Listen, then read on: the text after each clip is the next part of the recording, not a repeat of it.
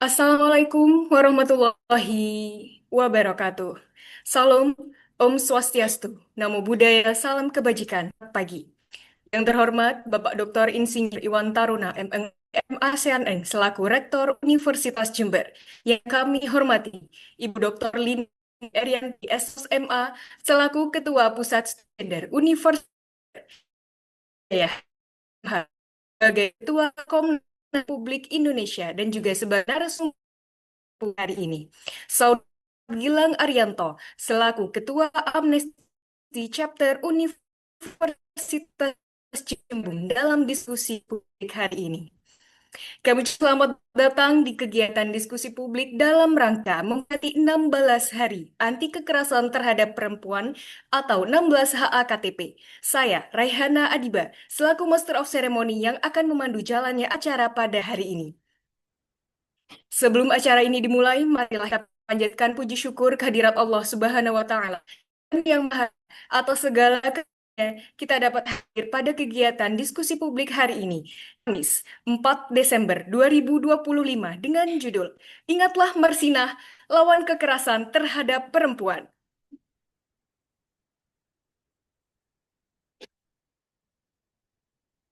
Hadirin yang berbahagia, agar apa yang kita lakukan hari ini berjalan lancar dan selalu diberkahi, marilah kita panjatkan doa bersama-sama.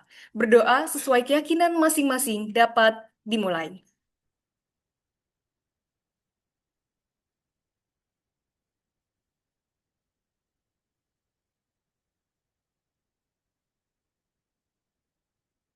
Berdoa dapat dicukupkan. Universitas Jember, hadirin dimohon untuk mengikuti dan khidmat.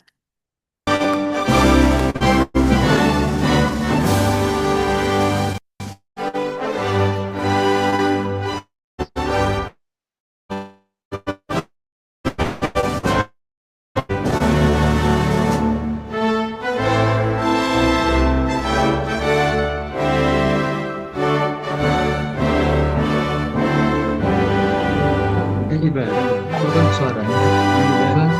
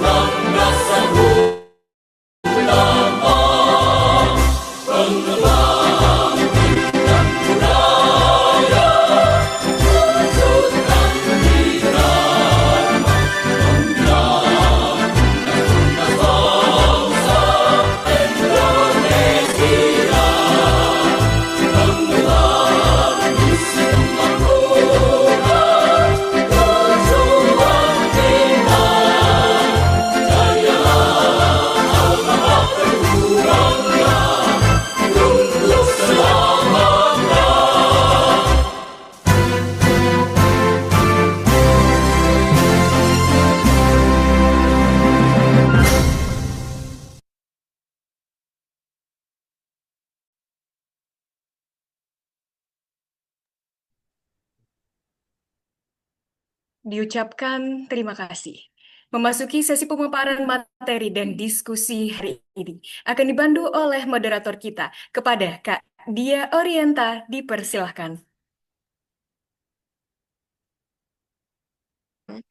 Saya Dia Orienta, selaku moderator yang akan memandu arah diskusi pagi ini. Diskusi kali ini dihadiri oleh dua pemateri yang sangat luar biasa, yaitu Ibu Anis Hidayah SHMH, Ketua Komisi Nasional Hak Asasi Manusia Republik Indonesia. Selamat pagi, Bu Anis. Terima kasih banyak atas kesediaannya untuk hadir. Bagaimana kabar Ibu Anis?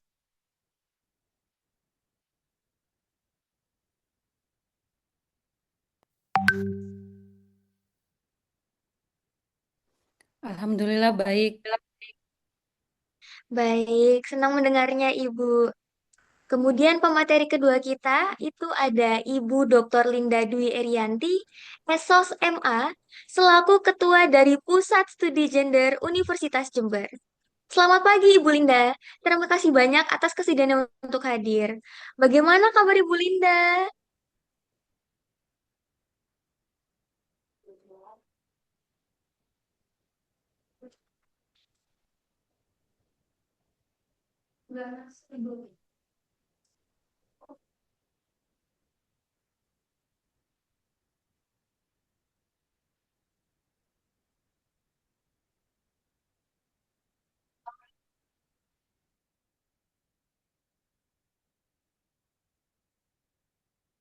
Baik, Alhamdulillah senang mendengarnya Ibu.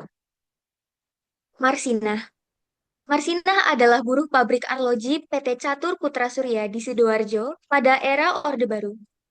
Situasi buruh saat itu syarat dengan pelanggaran hak-hak pekerja, jam kerja panjang, upah rendah, ancaman PHK, dan minimnya kebebasan berserikat. Dalam konteks itulah, Marsinah tumbuh sebagai sosok pekerja yang sadar hak dan berani bersuara.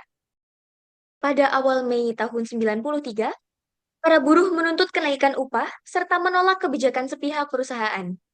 Marsinah ikut memperjuangkan tuntutan ini, mengecek aturan ketenaga kerjaan, serta menguatkan kawan-kawan pekerja lainnya.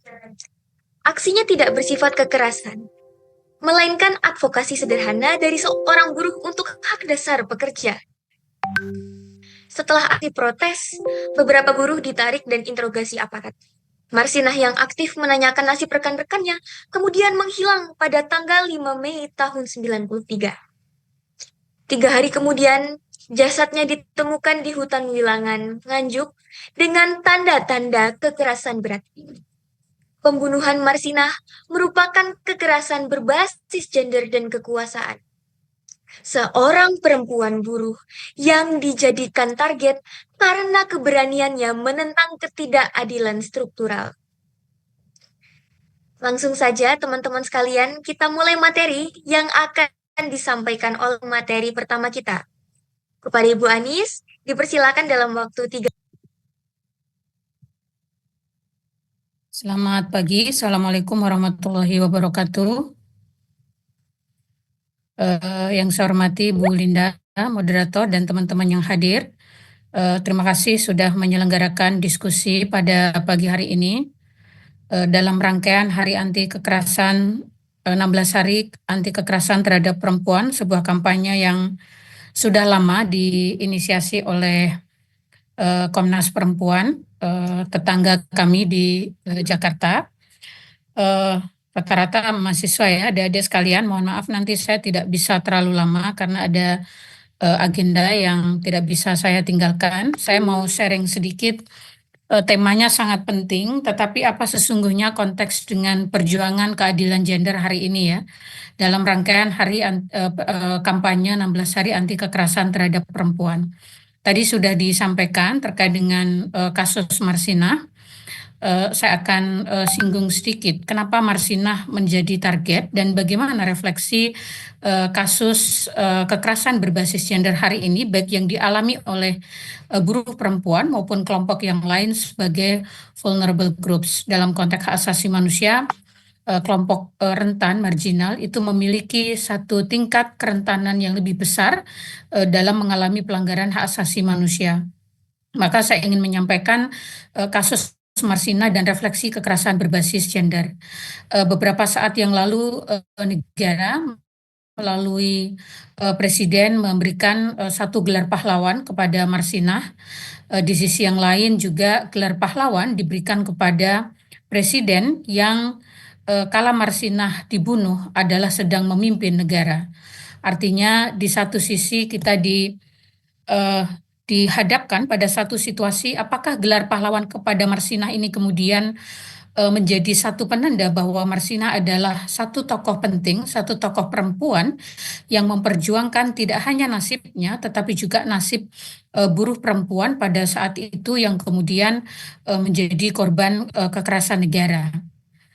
Tetapi di sisi yang lain, pihak yang harusnya bertanggung jawab atas terjadinya kasus Marsinah juga diberikan satu penghargaan yang sama sebagai pahlawan. Nah, saya kira kita penting untuk membaca kritis ya apa yang terjadi pada rezim hari ini. Mungkin bisa di next. Tadi sudah disampaikan terkait dengan Marsinah. Saya tidak akan mengulangi, semua sudah paham siapa Marsinah gitu ya. Nah, kalau kita membaca profil Marsinah, sesungguhnya ada beberapa kerentanan berlapis profil dia sebagai perempuan, sebagai buruh perempuan, dan buruh perempuan di sektor yang marginal dan posisi yang eh, posisi yang tidak punya bargaining position. Jadi tidak punya daya tawar secara politik ya. Perempuan sendiri sudah merupakan kelompok rentan. Buruh merupakan kelompok rentan, buruh perempuan merupakan kelompok rentan, buruh perempuan dengan posisi yang tidak punya bargaining politik itu juga merupakan kelompok rentan. Artinya berapa lapis secara profil yang dimiliki oleh Marsinah adalah pada masa di mana rezim sangat otoriter, belum demokratis gitu ya, dan di mana suara-suara masyarakat termasuk suara buruh itu menjadi hal yang berbahaya, membahayakan dirinya, membahayakan komunitasnya dan lain-lain gitu. Jadi kalau kita bicara tentang bagaimana sejarah kekerasan berbasis gender yang kemudian melahirkan Konvensi CEDAW, Konvensi tentang Penghapusan Diskriminasi Terhadap Perempuan yang lahir pada tahun 79 yang lalu, itu berangkat dari kasus-kasus yang sama seperti Marsinah, tetapi kasus itu terjadi di banyak negara, di Afrika, di Amerika, bagaimana kelompok rentan marginal berlapis itu mengalami kekerasan berbasis gender karena posisinya. Sehingga kenapa kemudian kasus-kasus seperti ini penting untuk kita dudukkan, kita refleksikan. Kenapa kemudian kasus berbasis kekerasan berbasis gender yang merupakan pelanggaran hak asasi manusia itu sesungguhnya sampai hari ini juga masih terjadi. Bisa di next. Ini tadi juga sudah disampaikan bagaimana kronologi kasus dan proses hukum gitu ya. Kalau kita bicara tentang kasus tadi sudah disampaikan bagaimana proses hukum yang diharapkan pada masa di mana rezim pada saat itu jangankan bicara tentang hukum, jangankan bicara tentang keadilan, orang bicara sehari-hari saja nyaris tidak bisa gitu ya, sehingga kasus Marsinah saya kira menjadi simbol bagaimana kekerasan negara terhadap perempuan itu kemudian berlanjut pada proses hukum yang tidak memberikan keadilan bagi korban pada masa seluruh proses hukum sudah dilalui gitu ya dan berujung pada bebasnya para pelaku sehingga kenapa pada saat itu kemudian bisa di next Komnas HAM sebagai lembaga independen yang dibentuk belum lama ketika Marsinah terbunuh.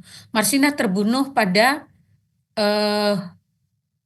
bulan Mei 93, Komnas HAM dibentuk pada 7 Juni 93. Jadi baru 1 bulan Komnas HAM dibentuk itu terjadi kasus pembunuhan terhadap Marsinah. Apa yang diharapkan pada satu lembaga yang baru 1 bulan dibentuk?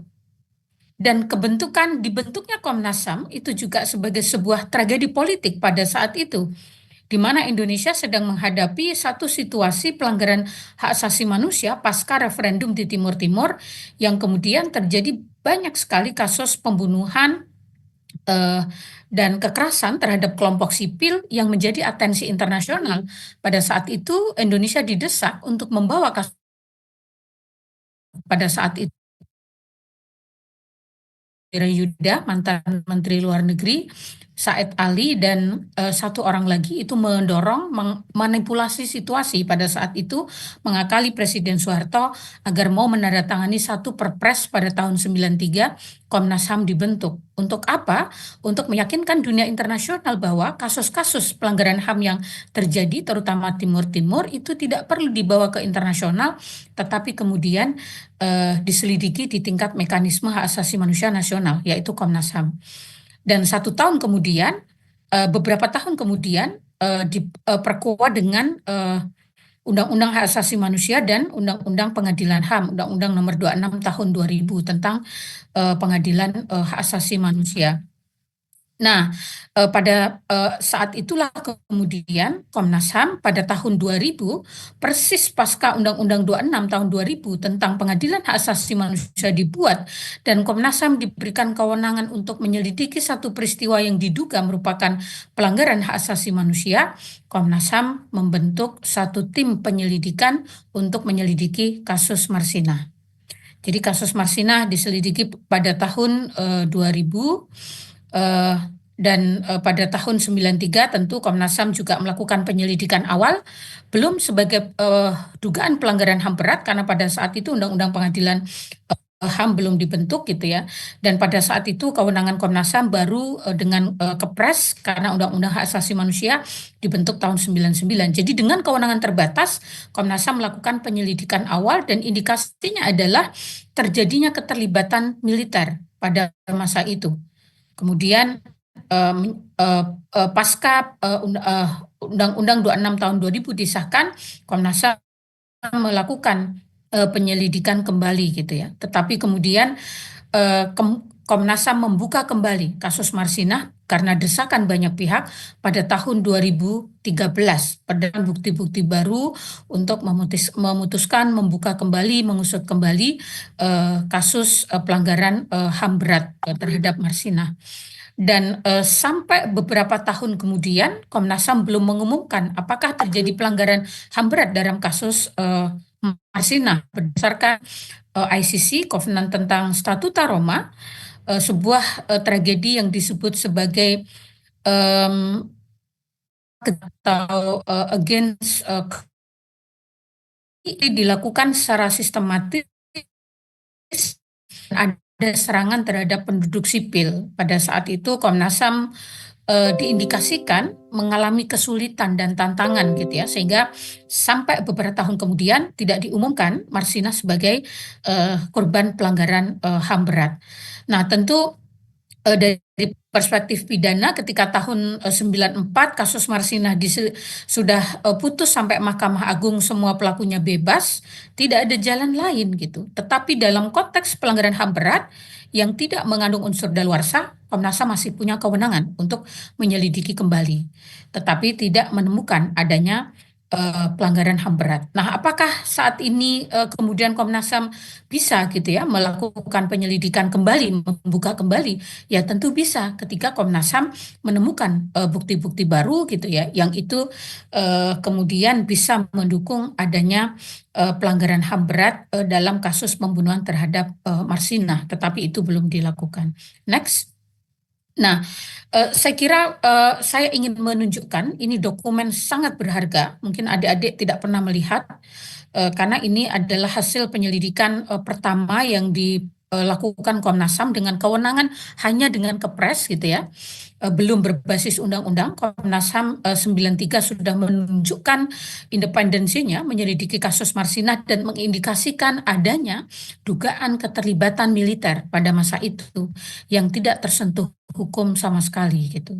Jadi pada masa itu Pak Said Ali sebagai Ketua Komnas HAM yang juga sebagai pendiri Komnas HAM pada saat itu menyampaikan kepada publik bahwa kami menyelidiki kasus Marsinah, tetapi memang menunjukkan ada keterlibatan militer gitu ya yang saat itu sedang berkuasa sehingga kasus Marsinah terjadi. Jadi ini bukan pembunuhan berencana biasa. Next. Nah, apa yang kemudian kita bisa refleksikan dari kasus Marsinah adalah atas beberapa hari yang lalu, beberapa waktu yang lalu, ketika negara kemudian memberikan gelar pahlawan kepada Marsinah gitu ya. Di satu sisi ini adalah bentuk rekognisi negara atas perjuangan Marsinah, tetapi di sisi yang lain bahwa negara sesungguhnya sampai hari ini masih punya hutang hak atas keadilan bagi Marsinah yang dibunuh pada saat memperjuangkan haknya di saat yang sama seperti yang saya sampaikan di awal bahwa orang yang harusnya bertanggung jawab atas terbunuhnya Marsinah itu juga diberikan gelar pahlawan di waktu yang sama. Next. Nah, di kondisi saat ini belajar dan mengingat kembali kasus Marsinah, apa sih yang bisa kita kemudian refleksikan gitu ya dalam rangkaian kampanye Hari Anti Kekerasan Terhadap Perempuan pada tahun 2025. Jadi kasus kekerasan berbasis gender yang merupakan pelanggaran hak asasi manusia itu sesungguhnya negara punya kewajiban untuk menghormati, melindungi, dan memenuhi setiap warga negara untuk bebas dan diberikan perlindungan untuk bebas dari kekerasan dan bebas dari penyiksaan serta perlakuan yang merendahkan martabat manusia yang merupakan constitutional rights, di mana kekerasan berbasis gender merupakan termasuk kekerasan seksual itu merupakan pelanggaran hak asasi manusia. Kenapa di dalam undang-undang tentang hak asasi manusia itu juga dieksplisitkan bahwa hak asasi perempuan adalah hak asasi manusia. Sehingga dalam konteks itulah negara punya kewajiban untuk memastikan bahwa harus ada langkah-langkah yang serius untuk memberikan perlindungan agar kasus-kasus kekerasan berbasis gender itu tidak terus berulang, berkaca dari sekian puluh tahun yang lalu, mungkin 3 dekade, kasus Marsinah terjadi.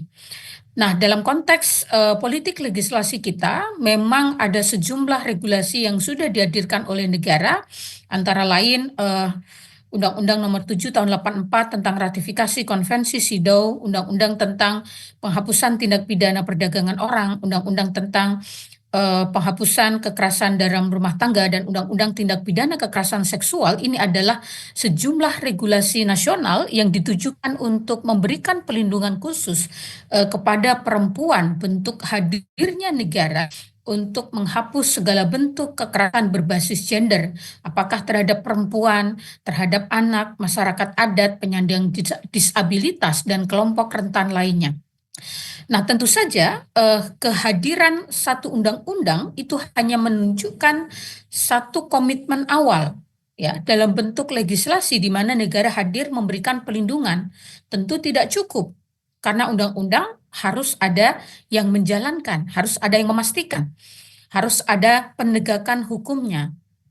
Kalau kembali kepada catatan Komnas Perempuan, sungguh sangat mengerikan sekali bahwa setiap hari setidaknya ada sekitar 904 kasus berbasis gender yang terjadi.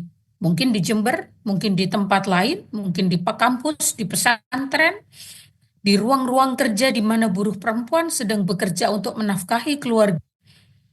Mungkin juga di perguruan tinggi mahasiswa yang sedang berjuang, mungkin memperjuangkan kemiskinan keluarganya, dosen juga yang luput terjadi ancaman, mungkin di Jember, berbasis mungkin gender, di tempat lain, mungkin di kampus, di pesantren, seksual gitu. Jadi di ruang-ruang kerja di mana buruh perempuan sedang bekerja untuk menafkahi keluarga, hari setiap jam 30, mungkin juga di perguruan tinggi mahasiswa yang sedang berjuang, setiap 2 menit ada satu perjuangkan kemiskinan keluarganya yang terjadi. Kalau diakumulasikan dari ancaman setiap tahun kekerasan berbasis gender termasuk kekerasan setidaknya tahun lalu gitu ya, seksual 330. Jadi 904 kasus, tentu itu kita tidak bisa melihat jam fenomena ini hanya dari sebuah angka, dan karena setiap 2 menit pelanggaran hak asasi manusia kekerasan berbasis gender pun yang itu terjadi. Harus kalau diakumulasikan sebagai satu kasus setiap tahun hak asasi manusia ada sekitar, apalagi kalau setidaknya tahun lalu sudah gitu ya, 330.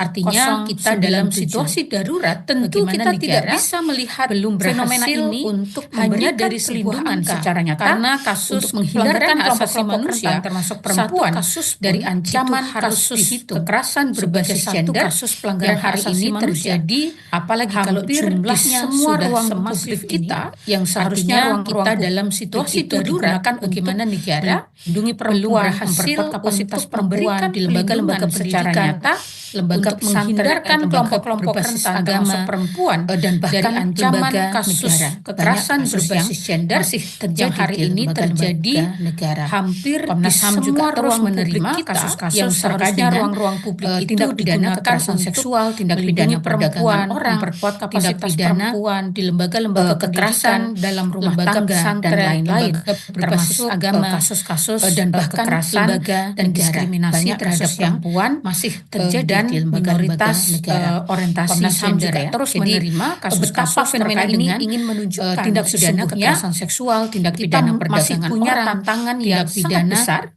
pekerjaan Pekerjaan Bu Linda dalam masih rumah banyak tangga ya, dan kasus lain-lain, termasuk kekerasan, studi kasus gender gitu ya, diskriminasi terhadap kekerasan tinggi untuk dan memastikan diskriminasi bahwa terhadap minoritas kesadaran orientasi gender, keadilan gender, betapa fenomena ini ingin menunjukkan betapa fenomena ini sesungguhnya ingin kita menunjukkan masih punya semua tantangan level yang dan kita keluarga masih punya tantangan dari yang pekerjaan sangat yang besar terdekat kita, pekerjaan Bu dan Linda dari masih institusi banyak ya yang di sangat pusat besar yaitu negara. studi Next, gender gitu ya di perguruan kalau tinggi kita untuk bicara memastikan institusi bahwa negara, mainstreaming sesungguhnya kesadaran harus harus berangkat dari keadilan tidak sekedar gender menangani itu kasus, harus dimulai menegakkan dari hukum semua kasus per kasus, institusi, tetapi dari harus semua level, menuntaskan dari keluarga, dari akar dari masalahnya, institusi yaitu yang satu budaya terdekat kita, patriarki, dan dari yang institusi kedua yang sangat adalah besar yaitu ketidakadilan negara. gender. Yang Next, keempat diskriminasi kalau terhadap kita bicara perempuan. institusi Nanti negara, Bu Linda akan sesungguhnya banyak bicara harus soal berangkat ini. dari tidak sekedar Kalau menangani soal kasus, diskriminasi menegakkan berbasis hukum, pada regulasi kasus per atau kasus, kebijakan, tetapi kita harus bisa menuntaskan dengan dari melahirkan akar kebijakan masalahnya, baru, yaitu tetapi satu kalau budaya akar patriarki, masalahnya adalah budaya yang kedua adalah patriarki, ketidakadilan kita gender, yang menghadapi keempat satu diskriminasi sistem terhadap hukum, perempuan. satu Nanti sistem tentu Bu Linda masyarakat akan yang banyak sangat bicara besar soal yang ini. itu Tentu kalau soal eh, diskriminasi butuh berbasis upaya pada yang regulasi tidak atau mudah kebijakan, bagaimana kita kemudian bisa merubah budaya dengan yang melahirkan lebih kebijakan adil gender yang tetapi lebih ramah kalau pada akar perempuan, masalahnya adalah yang budaya saling patriarki, menghormati, kita non menghadapi diskriminatif, satu dan sistem satu budaya, satu yang sistem memperlakukan masyarakat yang sangat universalitas hak asasi yang itu manusia, di mana tentu, HAM diperlakukan untuk semua, butuh untuk upaya mengikis yang tidak mudah praktek-praktek bagaimana kemudian kasus kekerasan merubah berbasis budaya gender yang lebih selama ini adil banyak gender, terjadi. yang lebih ramah Next, pada ini nampaknya perempuan, yang terakhir, yang ini saling adalah menghormati, non diskriminatif, peta dan satu berpikir budaya kita yang bagaimana kemudian memperlakukan kita semua terutama universalitas generasi hak asasi muda manusia, di mana berikan HAM kontribusi diberlakukan untuk semua, mengakhiri untuk mengikis situasi sistem kasus budaya, kekerasan sistem berbasis hukum, gender yang sistem selama ini politik banyak terjadi. yang masih patriarkis, Next, ini yang nampaknya belum yang ramah terakhir, terhadap perempuan. ini adalah yang saya peta kira hari ini masih berpikir mengancam kita bagaimana semua, kemudian di mana kita semua terutama secara generasi muda politik bisa hukum memberikan meskipun banyak kontribusi legislasi untuk yang sudah lahir mengakhiri gitu ya, situasi sistem budaya, dalam sistem hukum, criminal sistem justice politik system, yang masih kasus-kasus patriarkis, misalnya yang belum tindak ramah pidana terhadap kekerasan perempuan, seksual itu masih yang diselesaikan saya dengan kira mekanisme hari ini masih restoratif mengancam justice, kita semua, di mana korban dinikahkan dengan secara pelaku politik di hukum, mana kasus-kasus meskipun TPKS banyak diselesaikan legislasi dengan yang sudah kekeluargaan lahir, gitu ya, tetapi padahal dalam kalau sistem kita kembali penegakan pada hukum norma yang ada di terutama dalam dalam undang-undang criminal TPKS, justice system, bahwa kasus-kasus penyelesaian misalnya kasus tindak tindak pidana pidana kekerasan seksual seksual itu masih itu harus diselesaikan tunduk dengan pada mekanisme restoratif prinsip justice, di di mana mana korban judiciary dinikahkan dengan mechanism atau pelaku, harus di mana diselesaikan kasus-kasus melalui TPKS mekanisme diselesaikan dengan peradilan atau kekeluargaan. criminal justice Padahal system. kalau kita kembali Kecuali pada norma yang untuk ada di dalam kasus di undang-undang mana TPKS, pelaku bahwa adalah anak-anak, penyelesaian sehingga kasus, ini saya kira tindak yang pidana kekerasan menjadi seksual PR kita itu semua harus tunduk pada berkontribusi prinsip baik dalam aspek absolute membangun masyarakat judiciary yang sadar mechanism, atau tentang harus diselesaikan HAM, tentang melalui mekanisme peradilan atau adil criminal gender justice system, mengawal, kecuali memperkuat untuk criminal kasus justice system di mana kita atau pelaku sistem penegakan adalah anak-anak hukum kita, sehingga ini mendorong saya kira penegakan yang hak asasi menjadi manusia, PR kita semua mendorong berkontribusi baik dalam institusi-institusi aspek yang membangun seharusnya masyarakat punya yang kontribusi sadar dalam mendorong tentang budaya yang lebih HAM, ramah gender tentang itu saya kira adil gender, penting untuk mengawal, kawal memperkuat bersama criminal ke depan. justice system kita Gen Z, atau saya sistem kira penegakan di hukum era kita, digital di mana kasus mendorong berbasis penegakan gender hak juga asasi sering manusia, terjadi di dunia digital, mendorong punya peran yang sangat penting untuk institusi-institusi yang mendorong, seharusnya harus punya utamakan kontribusi dalam mendorong budaya yang narasi-narasi lebih tentang ramah keadilan gender di itu dunia digital. saya kira Setidaknya gitu ya, penting untuk kita kawal bersama minimalisasi ke depan. Gen Z, saya kira dengan di era sarkastik digital di mana terhadap kasus kelompok-kelompok berbasis rentan gender termasuk juga perempuan sering terjadi di untuk dunia digital, mengurangi punya peran yang sangat adanya penting untuk mendorong harus utamakan perilaku narasi-narasi pejabat tentang negara keadilan bahkan gender yang di belum dunia digital ramah terhadap setidaknya perempuan. gitu ya, Saya untuk kira upaya bersama ini meminimalisasi harus terus kita narasi-narasi yang lakukan, harus terus kita sarkastik terhadap upayakan dan kelompok-kelompok kita rentan termasuk perkuat perempuan tanpa untuk mengurangi harus mencari masih siapa adanya sesungguhnya pihak yang kadang-kadang paling bersalah. statement Tentu tindakan saja perilaku negara dalam konteks pejabat ini negara memiliki bahkan kewajiban yang belum atau obligation ramah terhadap dalam perempuan. menghormati, Saya kira melindungi upaya dan bersama memenuhi hak ini asasi setiap harus warga terus kita negaranya. lakukan, harus Mungkin terus itu yang kita bisa saya upayakan dan kita sharingkan perkuat dalam diskusi tanpa pagi ini. Mohon harus maaf jika ada yang mencari siapa kurang sesungguhnya berkenan, pihak yang terlalu paling cepat, bersalah. terlalu Tentu pelan, saja dan negara mungkin dalam konteks ini adalah hal yang memiliki perlu kewajiban atau didiskusikan. obligation Saya dalam persilahkan. menghormati, Terima kasih. melindungi Selamat dan pagi. memenuhi hak Assalamualaikum asasi setiap warahmatullahi warga wabarakatuh. negaranya. Mungkin itu yang bisa saya Waalaikumsalam sharingkan warahmatullahi wabarakatuh. dalam diskusi Terima kasih banyak Ibu pagi Anis ini. atas Mohon waktu maaf dan jika ada materinya yang memberikan pandangan kurang baru. berkenan, Melalui terlalu materi Ibu cepat, Anis, kita terlalu dapat melihat pelan, bagaimana dan upaya-upaya mungkin yang dilakukan oleh ada hal negara yang dan hukum perlu untuk didiskusikan. Saya memperjuangkan apa yang persilahkan. menjadi hak dari Terima perempuan. kasih. Selamat pagi. Benar-benar miris ya Assalamualaikum teman-teman kalau mengingat warahmatullahi Marsinah, wabarakatuh. pahlawan buruh perempuan, memiliki titel yang sama dengan presiden di masanya yang justru melakukan hal yang berkebalikan. Terima kasih banyak Ibu Anis atas waktu dan materinya yang memberikan pandangan baru. Melalui materi Ibu Anis, kita dapat melihat bagaimana upaya yang akan dilakukan oleh negara dan hukum untuk memperjuangkan apa yang menjadi hak dalam waktu 30 menit. Benar-benar miris ya teman-teman kalau mengingat Marsinah, pahlawan buruh perempuan, memiliki titel yang sama dengan presiden di masanya yang justru melakukan hal yang berkebalikan. Selanjutnya, kita akan memasuki materi kedua terlebih dahulu yang akan disampaikan oleh pemateri kedua kita, Ibu Linda. Silakan Ibu dalam waktu 30 menit.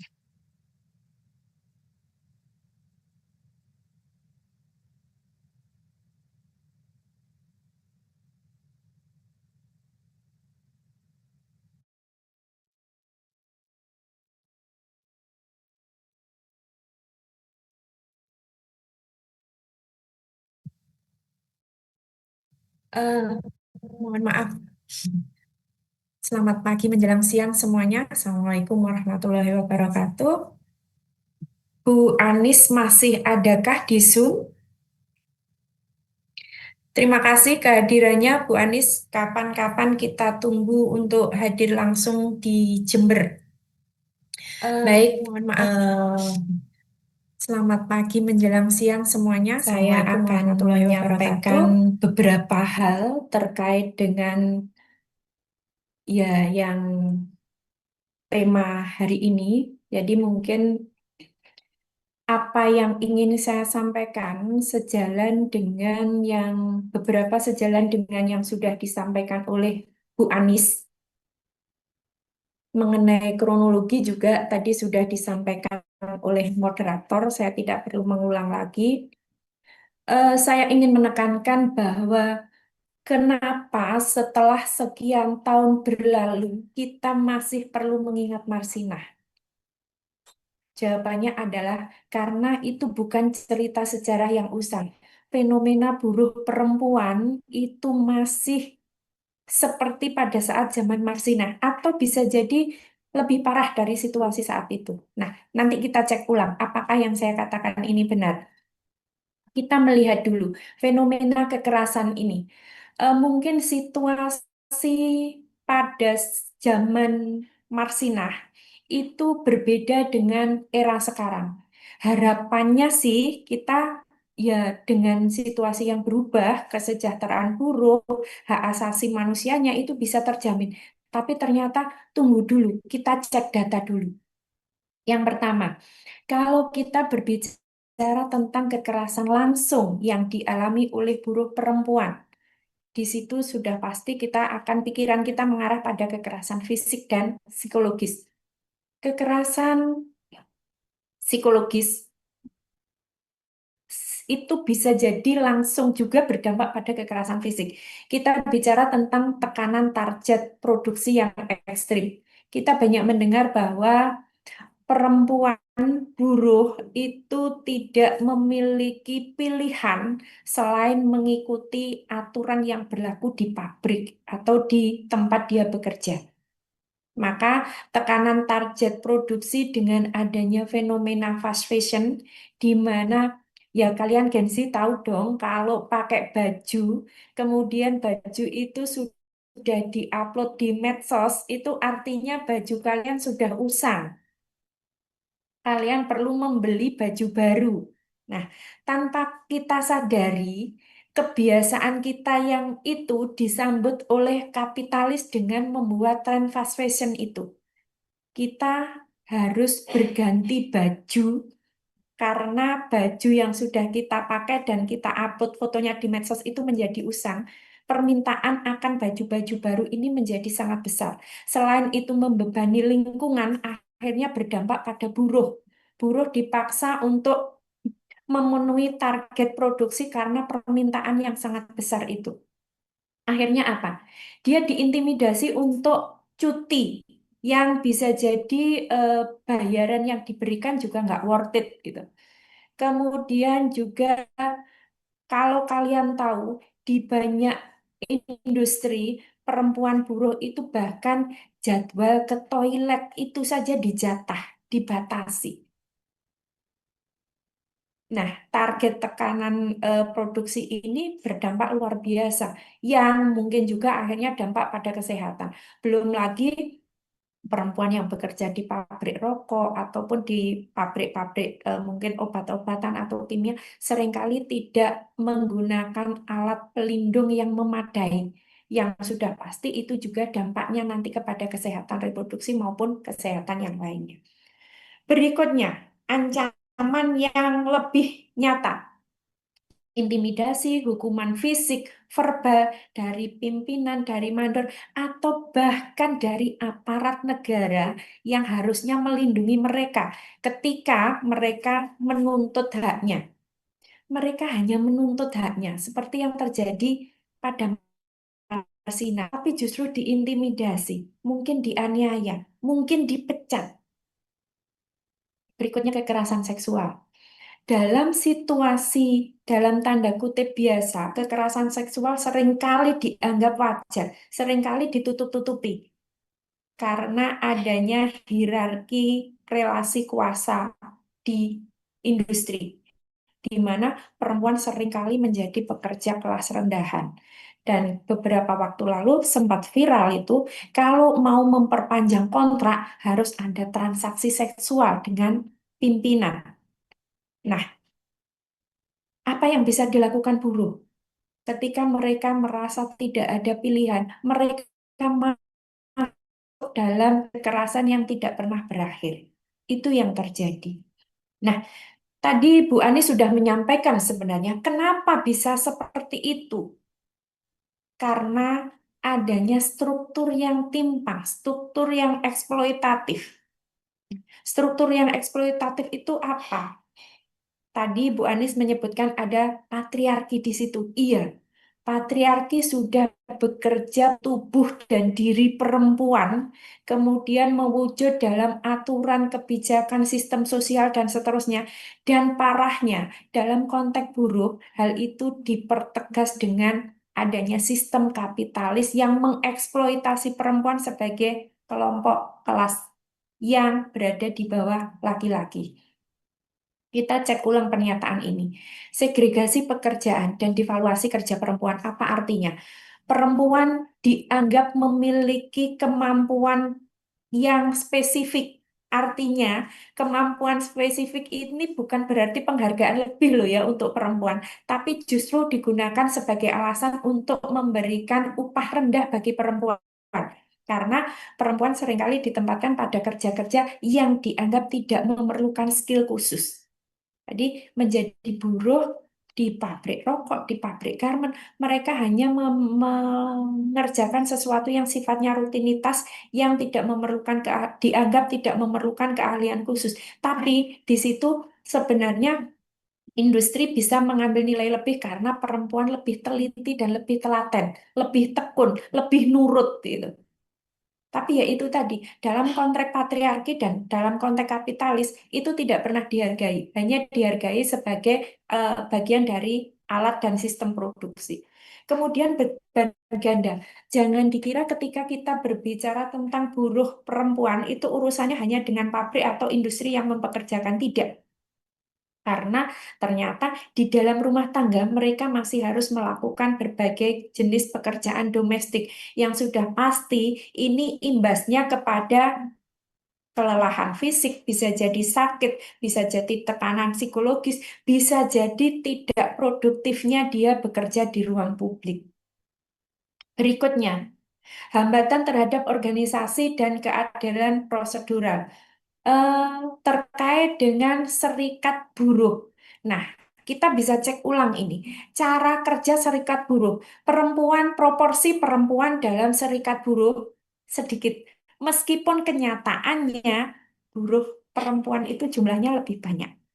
Berikutnya, dalam konteks posisinya dalam organisasi itu, belum tentu dia memiliki peluang sama untuk menyuarakan kepentingannya. Karena coba kita cek yang seringkali dituntut oleh serikat buruh itu upah minimum regional dan seterusnya yang tidak spesifik, jarang sekali memberikan tuntutan-tuntutan yang spesifik itu terkait dengan kebutuhan perempuan seperti terkait dengan hak reproduksi, cuti haid, cuti melahirkan, situasi yang aman di ruang kerja dan seterusnya. Berikutnya, relasi kuasa yang patriarkis. Ini terbangun bahkan mungkin dalam SOP, dalam aturan, dalam proses rekrutmen dan seterusnya yang akhirnya ya itu tadi, perempuan tidak pernah bisa mendapatkan akses, tidak pernah bisa mendapatkan posisi yang setara dengan laki-laki. Bukan karena kemampuan yang berbeda, tidak. Bisa jadi hanya karena ya persepsi yang tidak menempatkan perempuan sesuai dengan kompetensinya itu tadi. Berikutnya, tadi sudah saya bilang bahwa struktur ekonomi kapitalistik itu sudah pasti menjadi bagian penting yang membuat gara-gara mengeksploitasi tubuh dan tenaga perempuan dalam dengan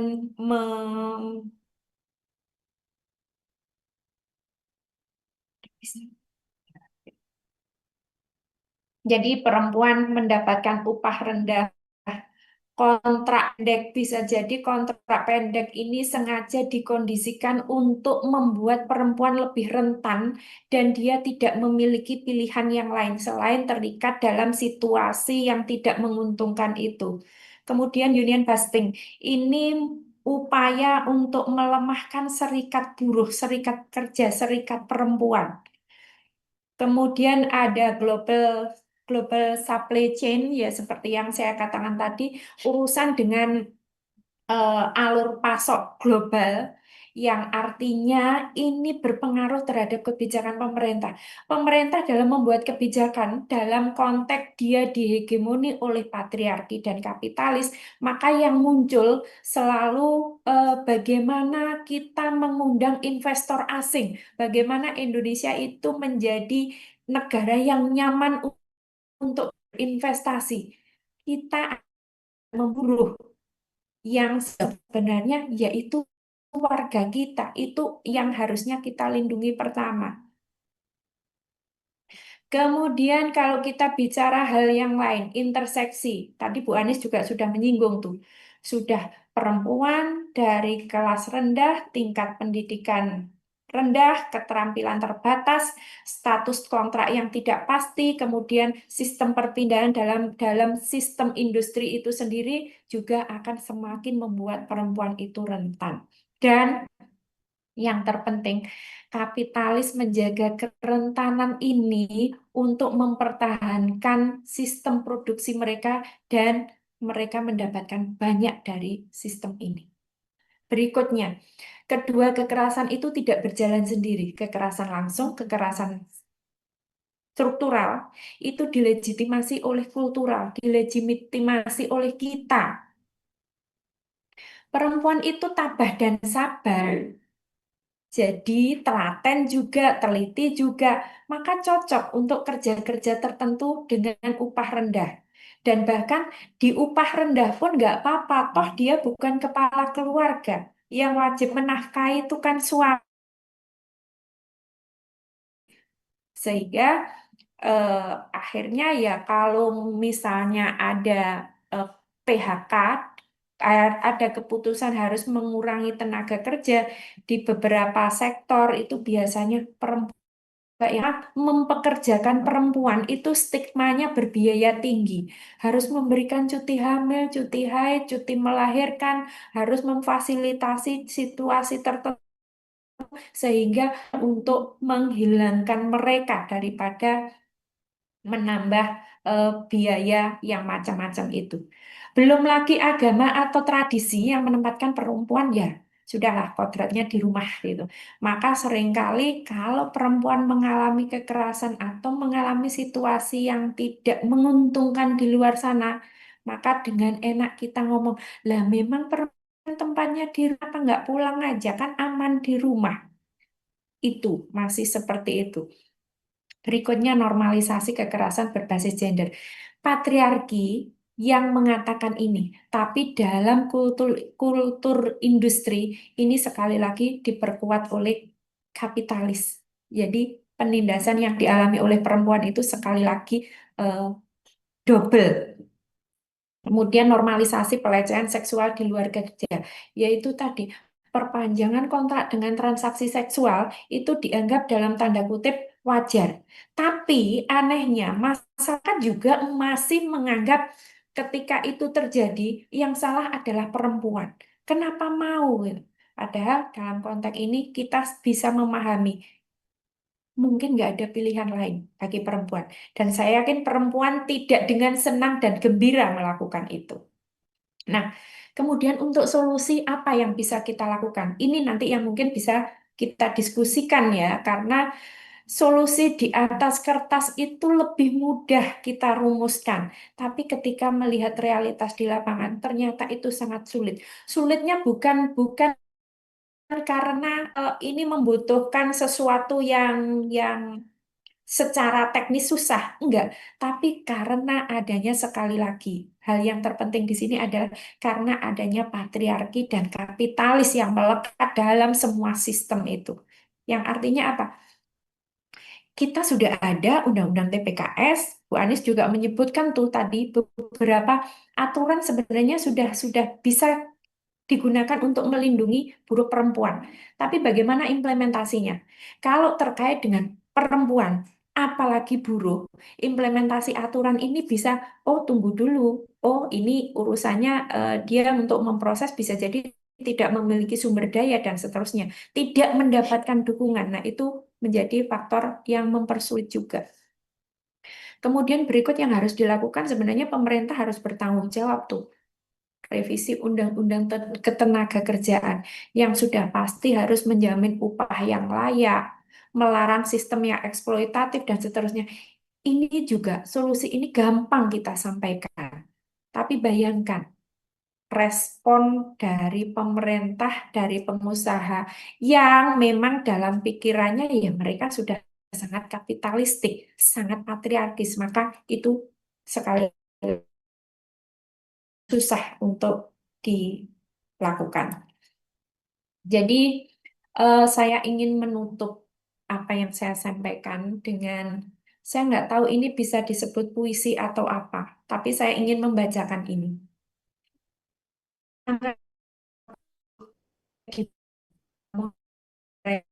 Luka-luka di tanah. Mereka menahan langit agar tidak runtuh, sementara kita jatuh perjanjian yang tidak diminta. Jangan biarkan suara mereka tenggelam di antara mesin yang maung dan diam yang mematikan. Bangkitkan keberanian, karena di setiap perempuan yang disakiti ada separuh dunia yang ikut roboh. Lawan kekerasan agar esok mereka bekerja tanpa takut, tanpa luka, tanpa harus menunduk pada mereka yang menyalahgunakan kekuasaan. Terima kasih, saya kembalikan kepada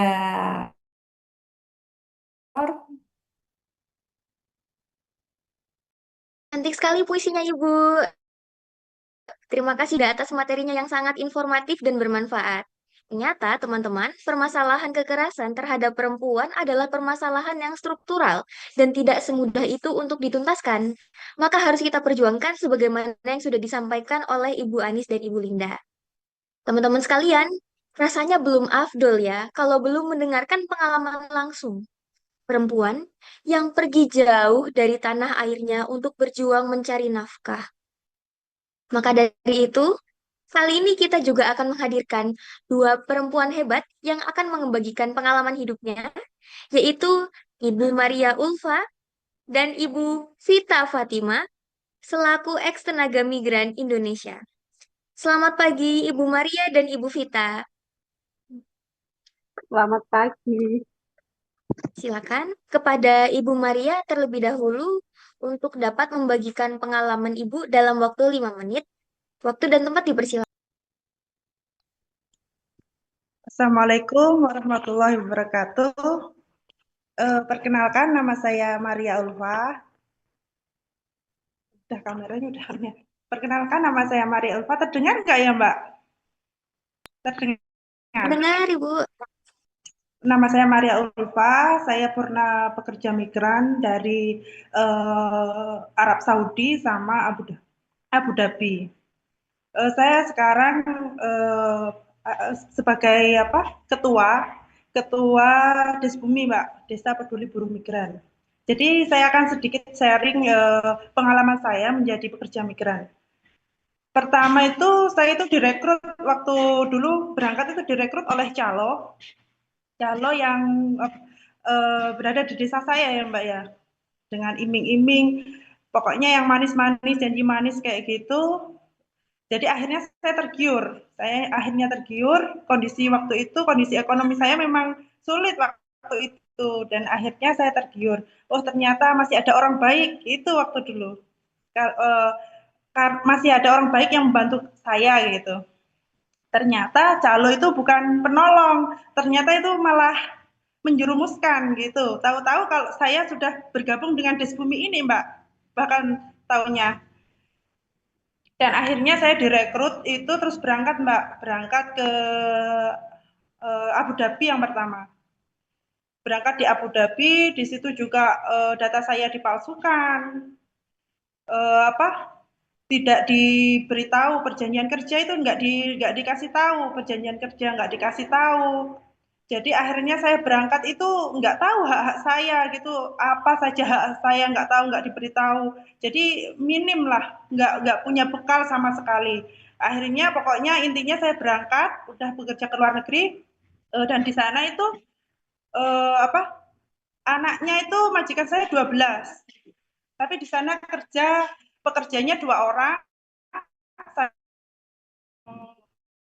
Itu singkat cerita ya, Mbak ya, tapi majikan saya alhamdulillah baik. Cuman waktu itu di akhir kontrak itu kata majikan suruh perpanjang kontrak. Saya pikir-pikir sama teman saya itu yang Indramayu, apa kita perpanjang kontrak aja gitu. Ternyata waktu itu ada masalah ya, Mbak. Anaknya itu mulai mengganggu gitu. Mengganggu kami berdua itu diganggu, dan akhirnya itu termasuk pelecehan seksual atau bukan ya. Jadi intinya setiap hari itu dia masuk ke dapur, jangan takut katanya, jangan takut, saya nggak ngapa-ngapain gitu, tapi itu ditunjukin barangnya itu kayak gitu. Jadi akhirnya saya sama teman waktu itu nggak jadi perpanjang kontrak, akhirnya saya pulang gitu. Pas 2 tahun saya pulangnya, saya nggak ke sana lagi. Terus yang kedua itu saya di Arab Saudi. Jadi saya memutuskan itu untuk berangkat sama suami saya gitu. takut kalau terjadi seperti awal-awal saya berangkat. Jadi akhirnya saya berangkat sama suami 7 tahun di sana dan alhamdulillah sekarang udah pulang di tanah air ini. Dan alhamdulillahnya lagi sekarang itu di desa kami kan ada Desbumi, Desa Peduli Buruh Migran. Jadi dari situ saya bisa memberi bekal gitu loh untuk teman-teman, untuk masyarakat di desa kami, bagaimana migrasi secara aman kayak gitu. Jadi hak-hak kita itu harus terpenuhi kayak gitu. Bagaimana kondisi di sana di luar negeri kita bisa sharing kepada calon pekerja migran kayak gitu. Mungkin udah 5 menit ya Mbak.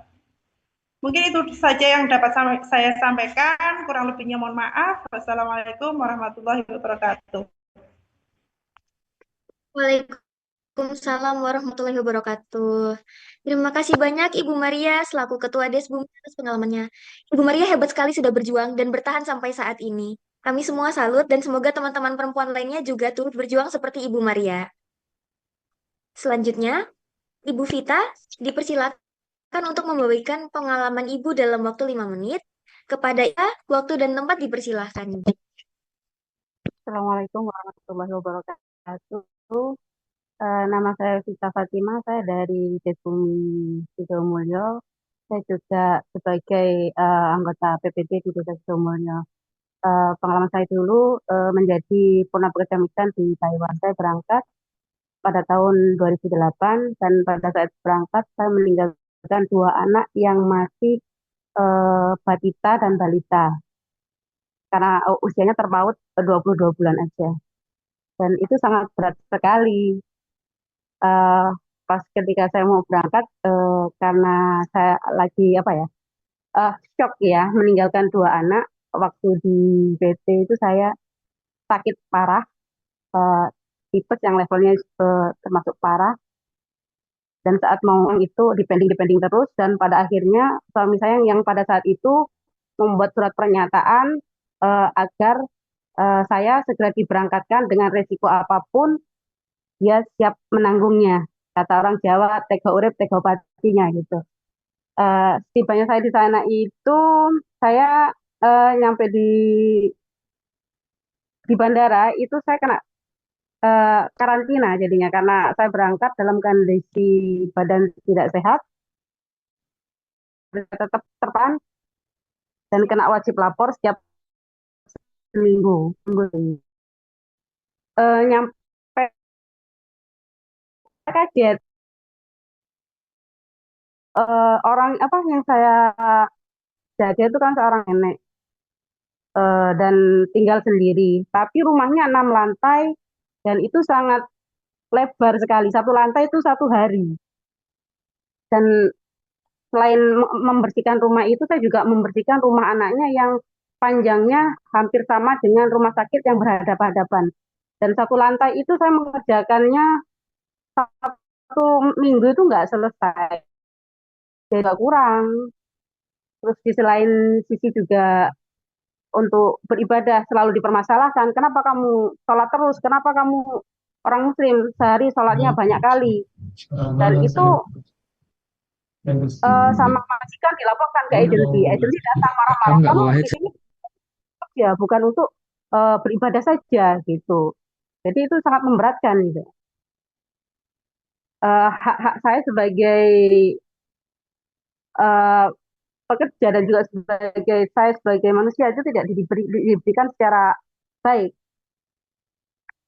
Dan ada sedikit-sedikit selalu dipermasalahkan. Jadi apa ya?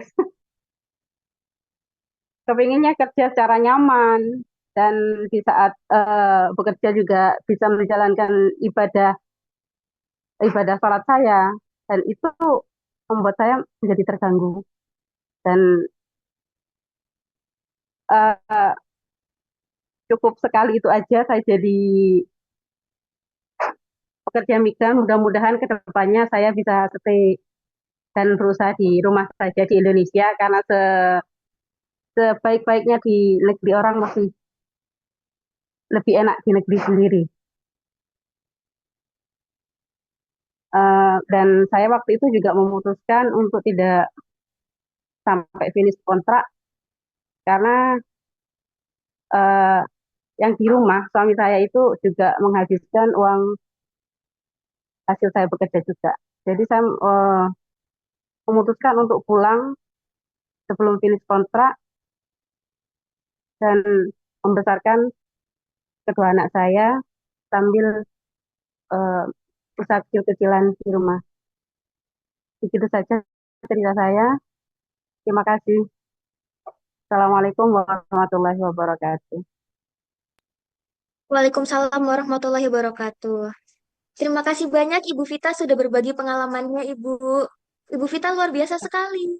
Ibu sudah berjuang untuk mengubah nasib Ibu dan kedua anak Ibu.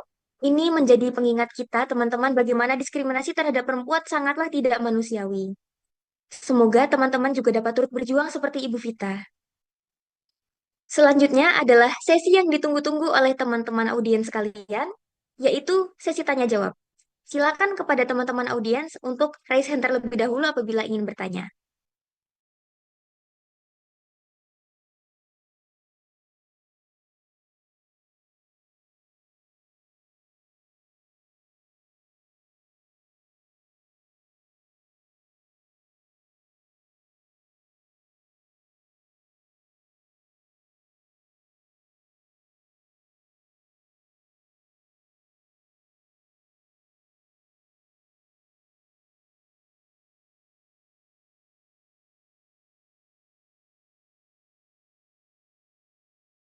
Silakan kepada teman-teman audiens untuk raise hand atau silakan menulis pertanyaannya di kolom komentar supaya nanti dapat dibaca oleh pemateri maupun teman-teman perempuan yang luar biasa yang sudah berbagi pada sesi diskusi.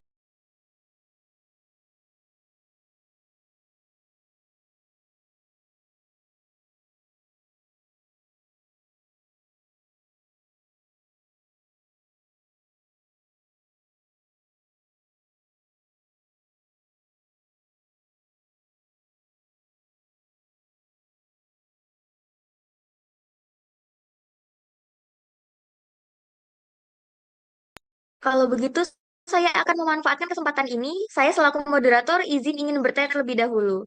Saya ingin bertanya kepada Ibu Linda.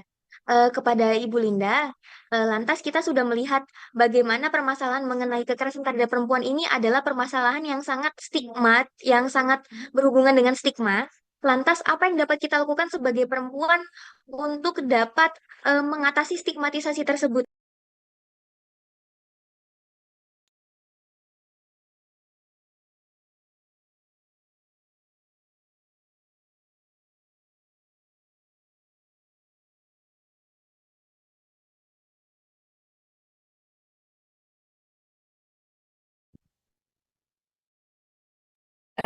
Ya, pertanyaan yang luar biasa yang membuat saya kebingungan untuk menjawabnya karena ini akar masalah yang sampai saat ini sulit untuk kita lakukan gitu. Jadi kita perlu cek ulang. Stigma itu sebenarnya berasal dari mana?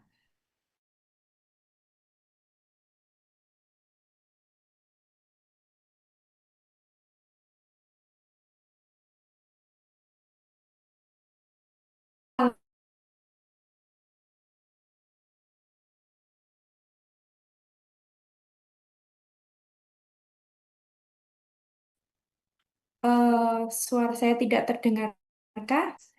Oke, saya lanjutkan. Jadi, stigma negatif terhadap perempuan buruh itu berlapis juga. Perempuan, kita perlu cek ya, perempuan dengan kategori mandiri, berpendidikan tinggi, mapan secara ekonomi, itu saja seringkali mendapatkan stigma buruk. Apalagi kalau itu adalah perempuan buruh.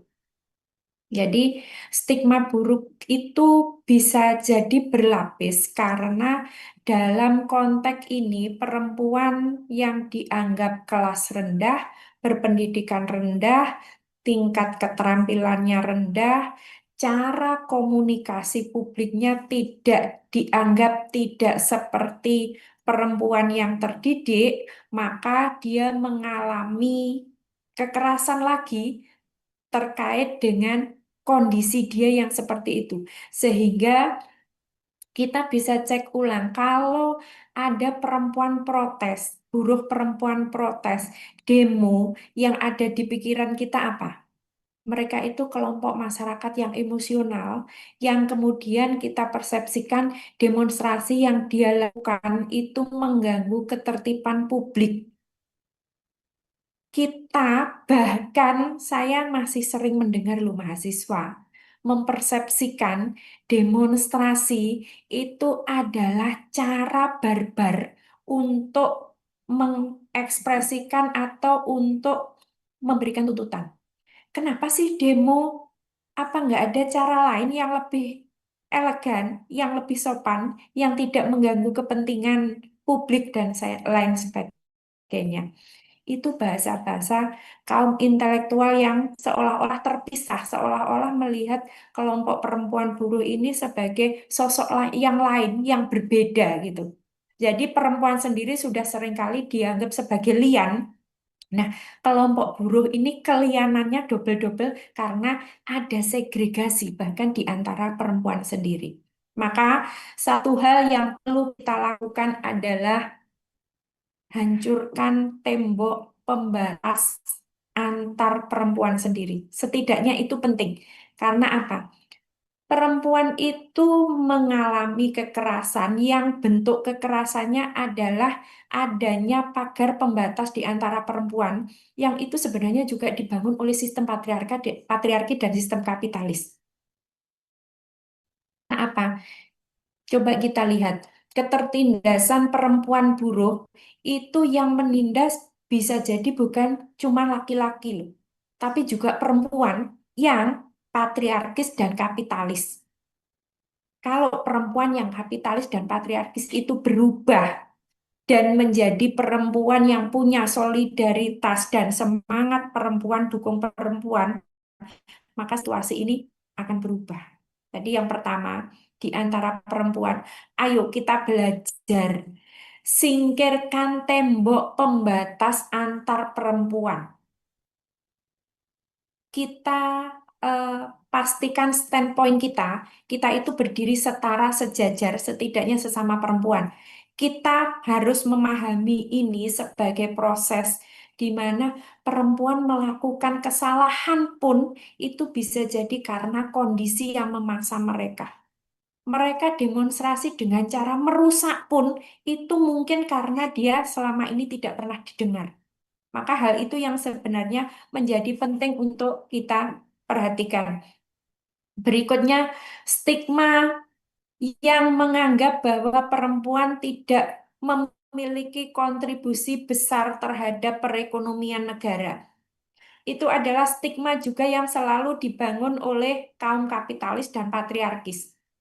Perempuan dianggap sebagai pihak yang sangat konsumtif, yang tidak produktif secara kerja-kerja kapitalis. Asumsi ini mendorong perempuan yang dalam tanda kutip selama ini bekerja dalam rumah tangga itu dianggap sebagai bukan kerja-kerja produktif. Akhirnya mereka didorong untuk masuk ke ruang publik. Ketika mereka di mana? Sebagai asisten atau pembantu rumah tangga, sebagai buruh di pabrik, ataupun kalau mereka bekerja sektor informal, itu pekerjaannya juga dengan yang dekat-dekat dengan jenis-jenis pekerjaan domestik. Menjadi perawat, menjadi guru. Mereka sedikit sekali yang menjadi kepala sekolah, kepala dinas gitu. Jadi speknya perempuan itu adalah pekerja kelas menengah ke bawah. Nah, ini bukan sekali lagi, ini bukan karena perempuan tidak memiliki kapasitas dan kemampuan. Ini karena stigma yang menempatkan bahwa perempuan itu tidak secerdas laki-laki, tidak setegas laki-laki, dan tidak layak untuk menjadi pemimpin. Sekali lagi, ini urusannya adalah stigma yang melihat perempuan tidak selalu dalam posisi tidak lebih baik dari laki-laki. Dan sekali lagi siapa di sini? Kapitalis dan patriarki. Maka sebenarnya pertanyaan mendasar dari Mbak Orin tadi jawabannya Yang kita lawan bukan hanya patriarki, tapi juga kapitalis. Nah, cara perlawanan itu seperti apa? Nanti kita bisa diskusikan lebih lanjut, bisa panjang lagi ceritanya itu. Baik, Ibu Linda, terima kasih banyak atas jawabannya. Jadi, teman-teman, untuk melawan stigmatisasi terhadap perempuan, pertama kita robohkan dulu ya temboknya antar sesama perempuan. Jadi, kita mungkin bisa saling membantu dengan teman-teman sesama perempuan. Kita kurangi dulu individualismenya, karena itu dia yang menjadi permasalahan utama. Kemudian, lanjut sesi diskusi tanya jawab. Ini ada beberapa pertanyaan dari teman-teman di kolom chat. Baik, dari Khalila. Khalila akan menyampaikan pertanyaan yaitu, dari pemaparan tadi, kita belajar bahwa buruh perempuan mengalami kerentanan berlapis dalam hal eksploitasi dan kekerasan. Bagaimana upaya negara memberikan mekanisme perlindungan dan peradilan bagi buruh perempuan, terutama dalam konteks perempuan buruh migran yang ada kaitannya dengan aktor negara asing? Mungkin untuk pertanyaan ini bisa dijawab baik dari pemateri kita maupun dari eh, teman-teman. Mungkin kepada Ibu Anis bisa menjawab mengenai pertanyaan upaya negara yang memberikan mekanisme perlindungan dan peradilan bagi buruh perempuan. Saya jawab tidak, bukan, masih di acara lain. Eh, Senang tadi ketemu Mbak Maria Ulfa lagi dan Mbak Vita. Mudah-mudahan masih ingat dengan saya. Eh, Sehat-sehat Mbak Maria. Eh, Tentang fenomena buruh perempuan ya, buruh migran perempuan. Sebenarnya kalau kita bicara dari perspektif feminisme, fenomena migrasi perempuan itu merupakan fenomena feminisasi migrasi.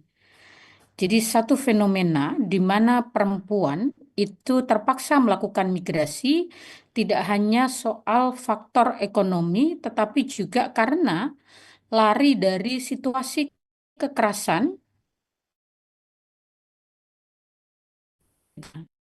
termasuk di Indonesia ya. Jadi banyak profil pekerja migran perempuan itu yang mengalami KDRT, korban perkawinan anak, poligami, ya. Itu semua kan bentuk-bentuk kekerasan terhadap perempuan. Ketika perempuan-perempuan menghadapi lingkaran kekerasan dalam keluarga dan suratnya, tidak ada jalan keluar.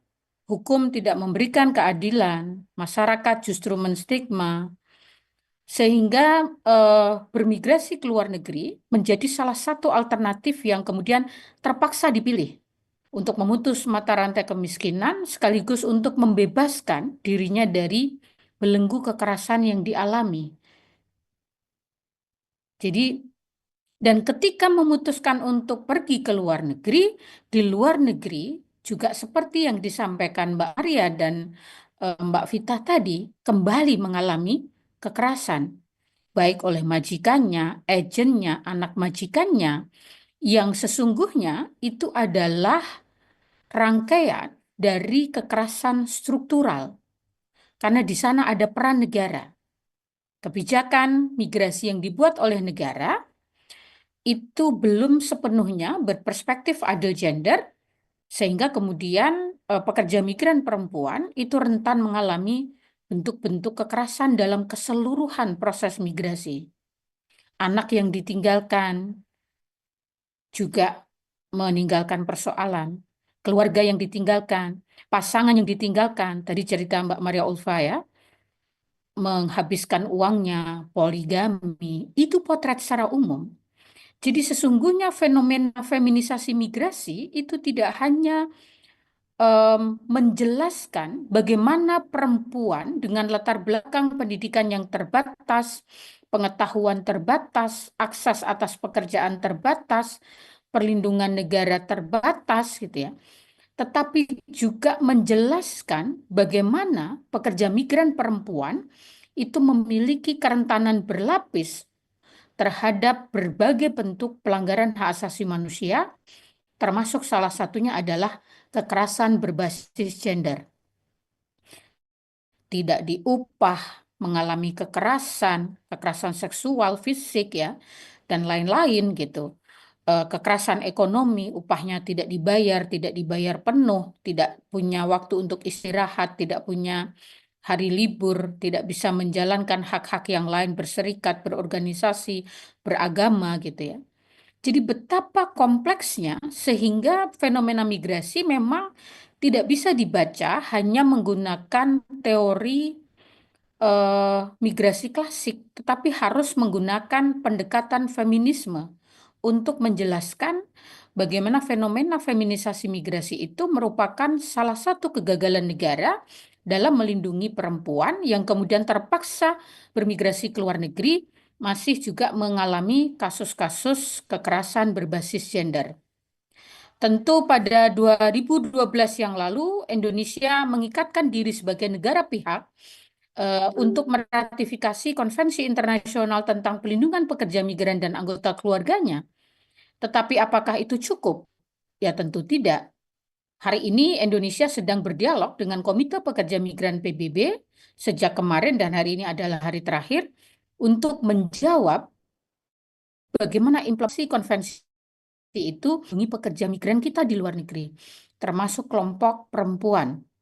Komnas HAM sudah menyampaikan laporan ya sebagai National Human Rights Institution dan pada dialog yang pertama 2017 saya masih ingat saya juga hadir ke Jenewa pada saat itu, datang bersama Desbumi mempromosikan bagaimana Desbumi sesungguhnya adalah instrumen untuk melindungi pekerja migran perempuan dari hulu, dari desanya, untuk membangun kesadaran kolektif, berorganisasi, mensosialisasikan migrasi aman bagi perempuan calon pekerja migran, memberdayakan untuk yang pulang, mendampingi bagi yang bermasalah gitu. Nah, mudah-mudahan inisiatif-inisiatif ini terus bisa diperkuat, tidak hanya untuk perlindungan, tetapi sekaligus sesungguhnya juga instrumen untuk safeguard gitu ya bagi pekerja migran perempuan gitu. Jadi kira-kira itu jawabannya, tetapi di sisi lain sesungguhnya masih banyak hal gitu ya. Kita belum bicara misalnya soal paradigma atau perspektif tentang business and human right. Pihak-pihak yang memberangkatkan para pekerja migran, terutama pekerja migran perempuan, itu harus tunduk pada UN Guiding Principle on Business and Human Rights, di mana pelaku bisnis itu harus tunduk pada prinsip-prinsip hak asasi manusia. Mereka yang merekrut, memberangkatkan pekerja migran harus bertanggung jawab ketika para pekerja migrannya mengalami persoalan. Tidak hanya memastikan, tetapi juga right to remedy ya, sampai mereka pulih. Mungkin itu secara singkat saya kembali. Baik, luar biasa sekali Bu Anis. Terima kasih banyak atas jawabannya. Melanjutkan ke pertanyaan selanjutnya. Ada pertanyaan dari Septiani Romadoni. Saya ingin bertanya tentang bagaimana cara seseorang yang berada pada posisi sebagai korban pelecehan dapat menjalani kehidupannya dan apakah ia akan dapat hidup secara normal setelah mengalami hal tersebut. Mungkin dapat langsung dijawab oleh dari pemateri.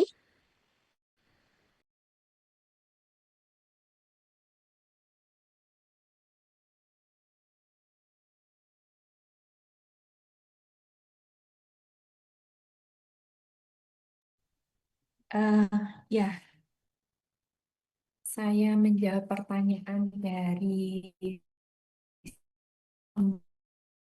Tiani Romadoni. Oke, bagaimana cara seseorang menjalani kehidupannya? Nah, dalam konteks ini, kekerasan apapun bentuknya bisa berdampak secara berbeda bagi seseorang. Jadi, ketika misalnya catcalling mungkin bagi seseorang dianggap sebagai cuman begitu saja, saya bisa mengabaikannya.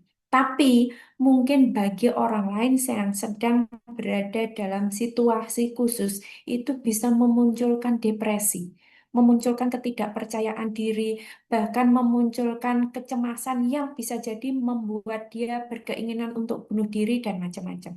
Yang artinya apapun itu, kita harus berasumsi dengan mengambil resiko terendah bahwa apapun dampaknya, yang namanya kekerasan dalam bentuk apapun itu tidak boleh ditoleransi.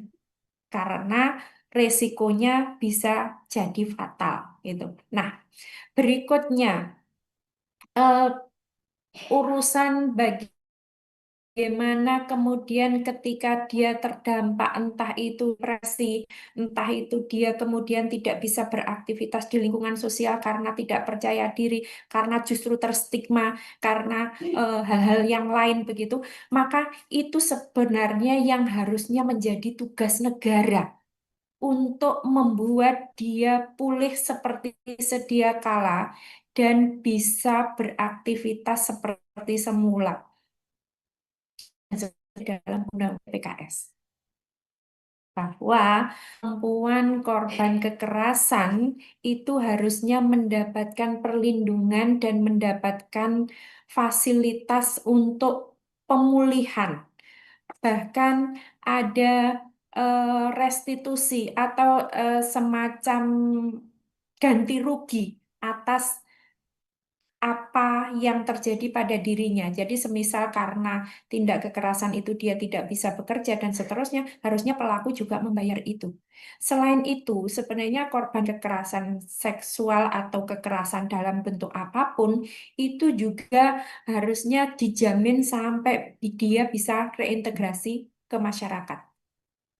Jadi urusannya bukan sekedar bagaimana kita tahu cara masing-masing personal untuk menghadapi situasi ini, tapi dalam konteks negara, negara harus menjamin supaya para korban ini bisa beraktivitas, bisa pulih secara normal dan mendapatkan hak sebagai individu yang utuh begitu. Mungkin itu jawaban sementara. Terima kasih banyak Ibu Linda atas jawabannya. Untuk teman-teman sekalian, berarti kita membutuhkan kolaborasi tidak hanya dari kita, tetapi kita dan teman-teman perempuan yang lainnya itu juga perlu berkolaborasi. Kita tidak sendiri, itu yang perlu kita ingat. Kita juga bisa reach out atau kita bisa menghubungi orang lain. Memasuki pertanyaan selanjutnya, ada pertanyaan dari Robiatul Nadifah. Ini pertanyaannya dikhususkan kepada pemateri kita Ibu Linda. Mengapa kekerasan gender tetap tinggi meskipun sudah ada undang-undang yang mengaturnya? Apakah ada faktor yang membuat hukum sering gagal melindungi korban? Silakan kepada Ibu Linda.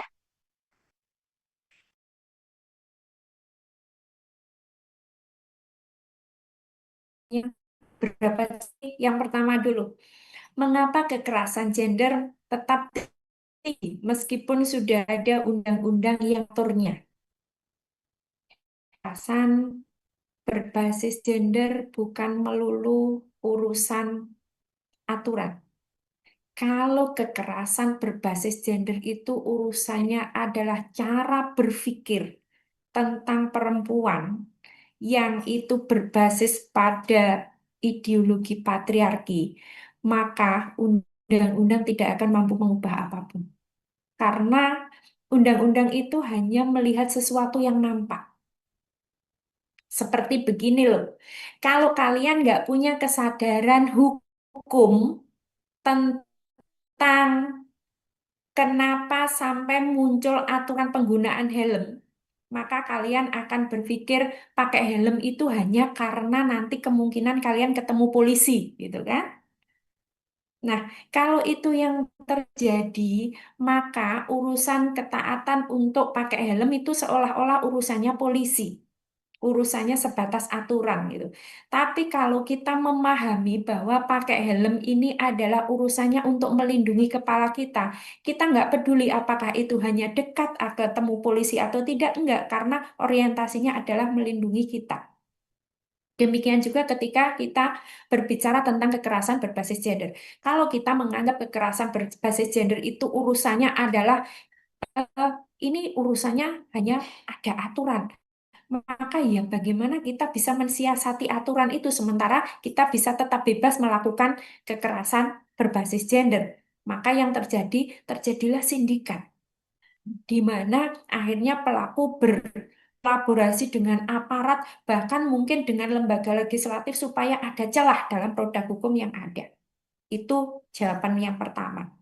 Kalau dengan perspektif yang berbeda, dari perspektif yang di mana kita mesti percaya terhadap hukum dan aturan atau regulasi atau undang-undang itu bisa menyelesaikan masalah, maka kita perlu cek ulang apakah benar undang-undang itu secara substantif memang sesuai dengan kebutuhan perempuan?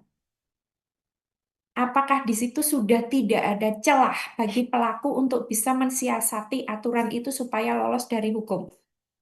Kalau sudah, berarti centang. Kita tinggal melihat bagaimana itu struktur, sarana prasarana, dan aparat yang bertugas dalam penegakan hukum. Kita perlu cek tuh struktur hukum yang terbangun mulai dari aparat, hakim, jaksa, eh, kepolisian, dan seterusnya. Sejauh mana mereka memiliki komitmen yang kuat dan memiliki perspektif keberpihakan kepada korban untuk mengimplementasikan aturan yang sudah bagus itu tadi. Aturannya sudah bagus, tapi kemudian kita bisa cek tuh Undang-Undang PKDRT. Ketika sudah bonyok gitu ya melapor ke polisi, polisi yang katanya di situ sudah ada eh, desk khusus untuk terkait dengan perempuan dan anak, gitu. Ada unit PPA misalnya. Tapi kemudian ketika sampai di situ korbannya melapor, gitu, ternyata lah pelakunya itu loh bapaknya anakmu. Kalau nanti suamimu di penjara, bagaimana dengan anakmu dan seterusnya gitu kan? Itu yang terjadi, maka dia kembali tanpa ada dukungan dari aparat. Dan ketika dia kembali dari situasi seperti itu, bisa jadi kekerasan yang terjadi lebih parah, lebih masif. Yang mungkin sampai pada ada korban nyawa. Kita bisa cek dari beberapa kasus KDRT kemarin di Indonesia yang sampai kehilangan nyawa, ternyata mereka juga sudah pernah melaporkan ke polisi. Bahkan ada yang sudah berbulan-bulan melapor dan belum direspon sampai akhirnya dia benar-benar meninggal. Yang artinya apa? Struktur sarpras, kemudian aparat itu juga perlu disiapkan dengan baik dan harus dipastikan itu sealur dengan aturan yang ada. Kita bicara sarpras, KBGU. Sekarang kasus KBGU itu kan luar biasa marak. Tapi ternyata tidak semua di, di kepolisian itu ada sarana untuk memproses kasus itu. Seperti eh, di di beberapa wilayah saya nggak tahu ya, PSG pernah menangani kasus itu dan ketika mencari info ternyata itu hanya bisa dilaporkan dan ditangani di Polda, yang artinya prosesnya akan sangat lama, bisa jadi energi, emosi yang harus disiapkan itu harus panjang, belum lagi biaya yang mungkin besar juga karena proses yang lama itu.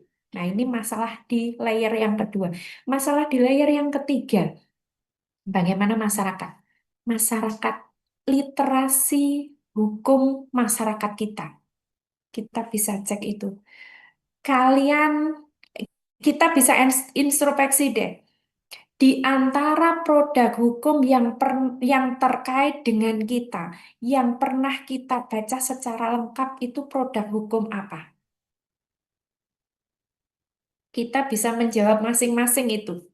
Karena seringkali bahkan undang-undang lalu lintas saja yang terkait dengan keseharian kita nggak baca. Sehingga kalau ditilang itu kita taunya, oh itu akan bermasalah, akan ribet. Maka yang kita lakukan apa? Berusaha nyogok aparat gitu kan. Belum lagi untuk hal yang lain. Jadi banyak, misalnya undang-undang TPKS, coba survei itu ke perempuan seluruh Indonesia. Berapa persen sih yang sudah membaca itu? Berapa persen yang memahami prosedur perkoran? Berapa persen yang paham bahwa ini adalah bagian dari kekerasan dan seterusnya? Apa haknya ketika mengalami kekerasan dan sudah melaporkan? Nggak banyak orang yang tahu, nggak banyak perempuan yang tahu. Jadi itu fenomena kita. Yang artinya kalau kalian dari Fakultas Hukum, tugas kalian masih banyak dan masih berat. Maka jangan menyerah dulu. Itu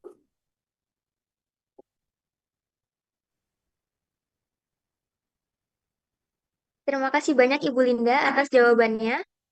Memasuki pertanyaan selanjutnya, ada pertanyaan dari Gwinensa Jingga. Bagaimana kita bisa memahami bahwa perempuan yang masih menerapkan aturan-aturan patriarki kepada perempuan lain sebenarnya juga adalah korban dari sistem itu sendiri. Tetapi di saat yang sama juga turut menjadi pihak yang ikut melanggengkannya.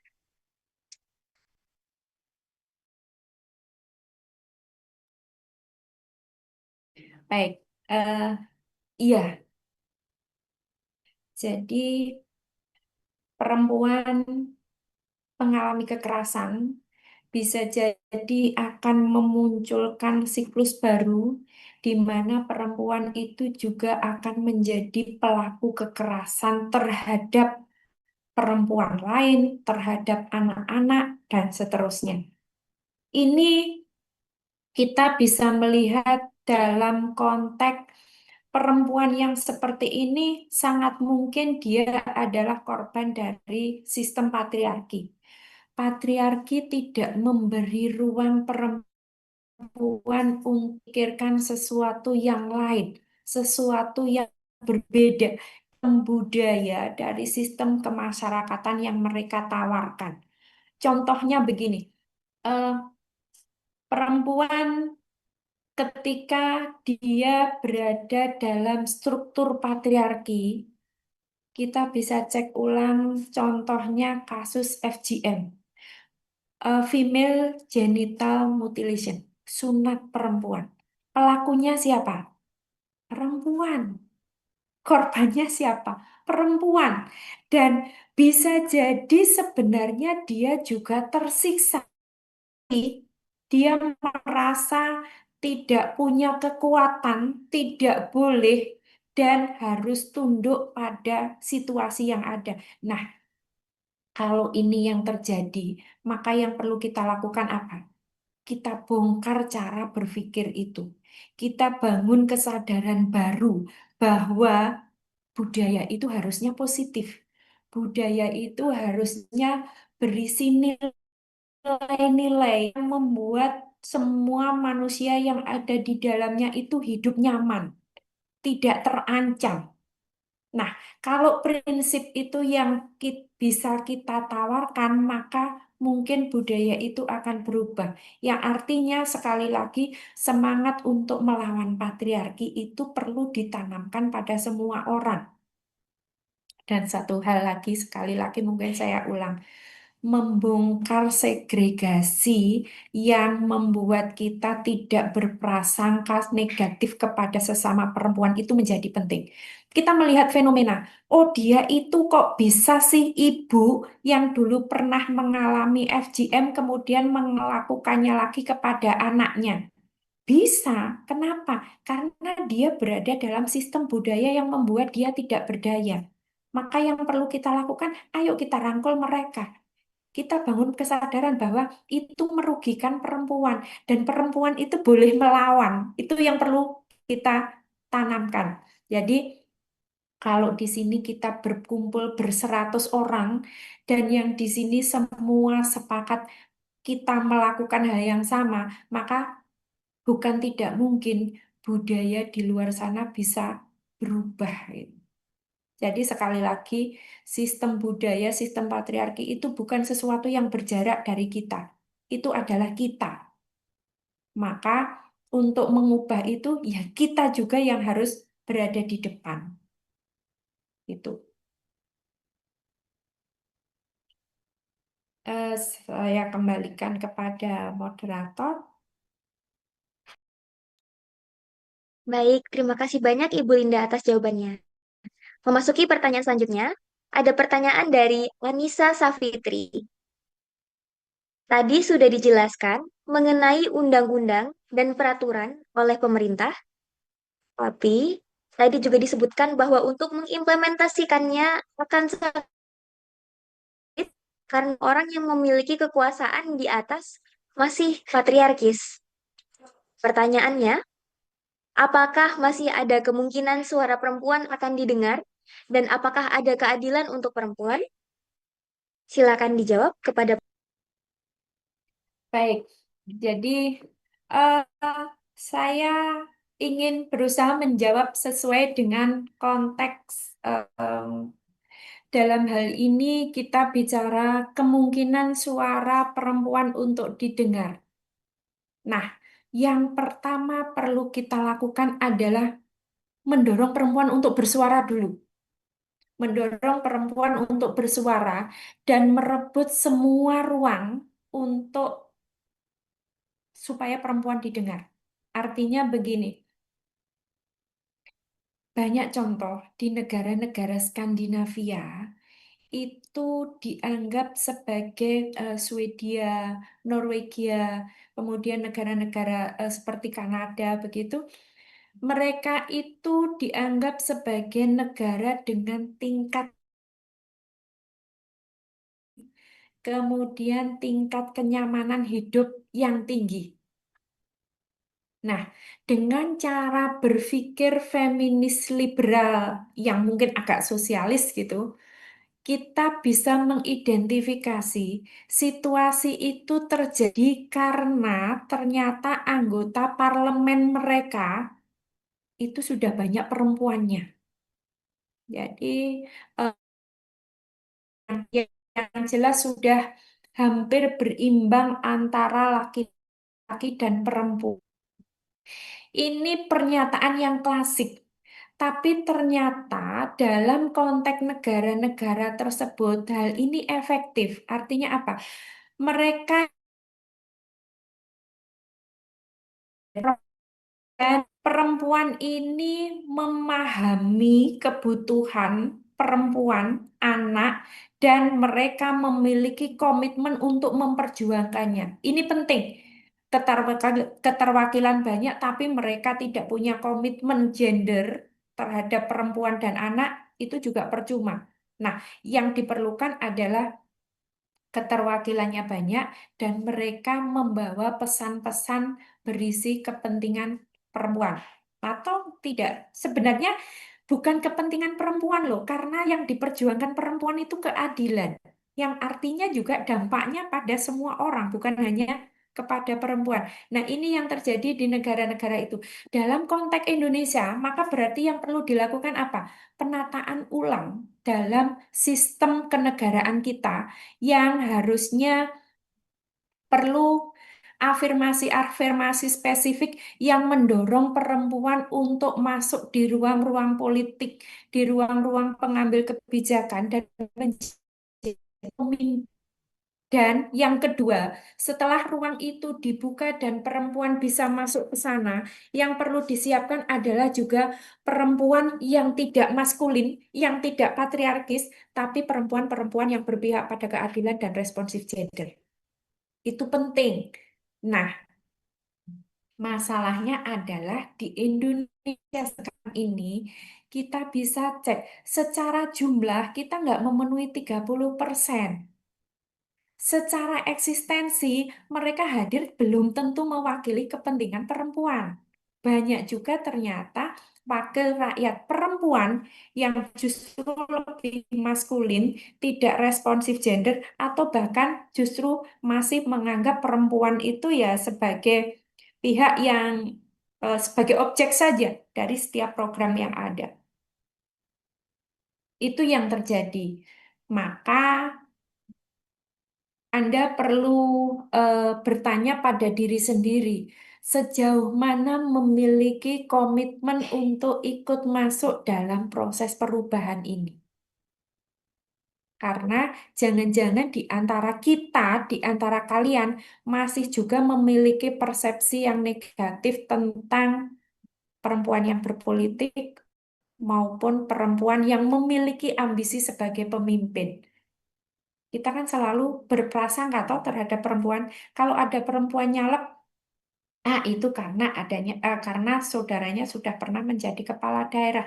Oh, itu eh, karena dia ambisius dan seterusnya. Apa salahnya ambisius? Semua orang boleh ambisius untuk hal-hal yang baik. Itu yang perlu kita bangun juga. Jadi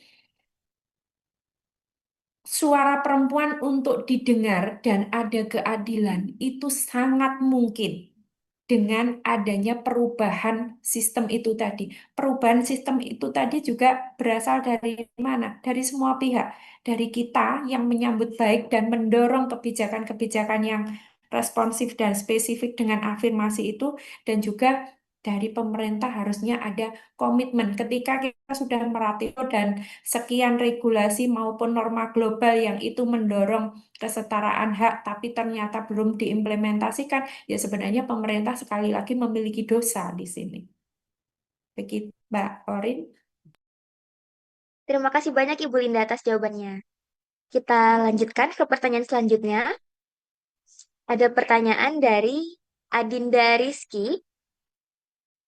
Apa yang menyebabkan perempuan pekerja seringkali tidak memiliki perlindungan yang cukup ketika menghadapi kekerasan atau tekanan dari pihak perusahaan? Kepada Kita sudah membahas bahwa perempuan sebagai buruh itu rentan karena adanya sistem kapitalis dan patriarki. Maka dalam konteks ini sudah pasti aturan hukum harus diubah, kemudian keberpihakan perusahaan juga harus digeser gitu. Nah, untuk menggeser itu salah satunya apa? Di antaranya adalah membangun solidaritas dengan menguatkan serikat buruh. Jika perlu, serikat buruh perempuan itu memiliki wadah sendiri supaya lebih bisa mengidentifikasi permasalahan dan kebutuhan yang diinginkan gitu. Termasuk urusan tentang kekerasan. Kenapa begitu? Karena kekerasan yang dialami oleh perempuan itu spesifik. Bagi patriarkis, kekerasan seksual atau kekerasan apapun terhadap perempuan itu adalah cara untuk menundukkan perempuan. Karena bagi perempuan itu nggak boleh mendapatkan posisi yang baik. Posisi yang baik itu hanya untuk laki-laki gitu. Maka ketika kekerasan dimaknai sebagai itu ya berarti semangat perlawanan berupa solidaritas yang secara resmi harusnya diwadahi dalam bentuk serikat atau apapun dalam konteks kebebasan berekspresi itu yang harus dikuatkan. Dan sekali lagi, pihak perusahaan itu sebenarnya bisa ditekan kalau buruh ini memiliki serikat pekerja yang kuat dan kompak. Kenapa selama ini buruh tidak memiliki kekuatan? Karena kita bisa cek ulang siapa sih yang biasanya menjadi tokoh-tokoh penggerak dalam serikat buruh, seringkali dimasuki oleh orang-orang perusahaan juga yang mereka sudah pasti berafiliasi dengan kepentingan perusahaan. Itu diantaranya yang menjadi sumber masalah. Jadi serikat, perkumpulan atau apapun itu bisa menjadi satu kekuatan yang akan efektif jika sekali lagi solidaritas terbangun di situ. Kemudian sudah pasti di antara pekerja dan perusahaan, negara, sekali lagi negara punya otoritas yang lebih di situ. Negara punya otoritas untuk mengatur apapun gitu. Termasuk memberikan regulasi yang tegas kalau memang perusahaan itu tidak adil terhadap buruhnya. Kalau dia melakukan kekerasan, kalau dia sangat eksploitatif, karena ya kita bisa bisa menuntut negara bahwa tugas utama negara itu kan melindungi warga negaranya toh dalam hal ini kita bisa tarik warga negara itu diantaranya adalah para buruh ini. Itu.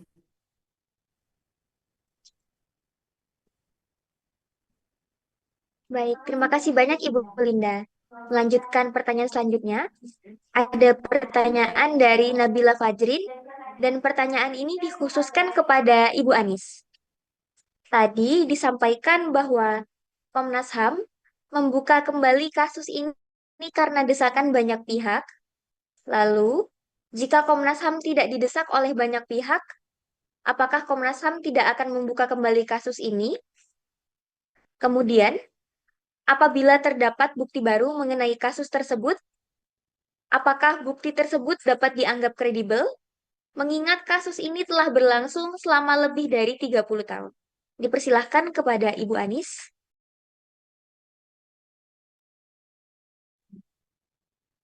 Oke, sebenarnya Komnas HAM itu dalam melakukan penyelidikan membuka kembali atau tidak hanya berbasis kepada desakan publik ya. Tentu itu salah satu hal, tetapi tentu berbasis pada adanya novum, bukti-bukti baru yang eh, kalau di dalam Undang-Undang 26 tahun 2000 tentang pengadilan HAM itu kan penyelidikan yang dilakukan Komnas HAM itu kan untuk memastikan adanya dugaan peristiwa pelanggaran HAM berat dengan eh, adanya bukti awal yang cukup gitu. Kami kan bukan penyidik, tetapi penyelidikan. Nah, terkait dengan kasus Marsinah, itu belum dilakukan penyelidikan baru gitu, karena kami belum menemukan adanya bukti awal yang cukup. Nah, tentu kasus pelanggaran HAM berat itu tidak menganut asas daluarsa. Jadi dia adalah tidak ada daluarsanya sama sekali. Kasus contohnya kasus 65 ya, 6566 yang diselidiki Komnas HAM terkait dengan pembunuhan banyak sekali orang, itu diselidiki Komnas HAM kan setelah tahun 2000. Bahkan 2017 diselidiki ulang, itu berapa puluh tahun. Jadi memang pelanggaran HAM berat itu termasuk yang terjadi di masa lalu, seringkali dilakukan penyelidikannya setelah sekian puluh tahun gitu ya. Terutama ya sejak kita punya Undang-Undang Pengadilan HAM. Kasus-kasus yang terjadi sebelum, bedanya adalah kasus-kasus yang terjadi sebelum tahun 2000 atau sebelum adanya pengadilan HAM itu persetujuan, harus melalui persetujuan DPR. Sementara kasus-kasus yang terjadi pasca tahun 2000 tidak membutuhkan persetujuan DPR. Artinya, karena Marsina ini tahun 93, kalau Komnas HAM mau menyelidiki ulang, ya harus ada persetujuan dari DPR gitu. Jadi perbedaannya ada di mekanismenya. Nah, tentu ya basisnya harus ada bukti baru, novum yang cukup gitu ya, memungkinkan gitu, asal itu tadi prasyaratnya. Ada nggak bukti baru keterlibatan eh, pihak-pihak gitu ya, eh, tanggung jawab komando yang kiranya itu Komnas HAM bisa tindak lanjuti gitu. Jadi kira-kira seperti itu. Terima kasih. Baik, terima kasih banyak Ibu Anis atas jawabannya. Melanjutkan pertanyaan selanjutnya. Ada pertanyaan dari Amirah Azahra. Dengan berbagai pengalaman yang sudah diceritakan tadi, kira-kira bagaimana cara paling mudah untuk kita menemukan ciri-ciri lingkungan kerja yang tidak sehat dan tidak mendukung bagi perempuan untuk bekerja baik di dalam negeri ataupun di luar negeri? Apakah ada cara yang bisa kita gunakan untuk menemukan ciri-ciri lingkungan yang tidak sehat tanpa harus merasakannya sendiri? Pertanyaan ini mungkin bisa dijawab oleh kedua pemateri, baik Ibu Anis dan Ibu Linda. Dipersilahkan.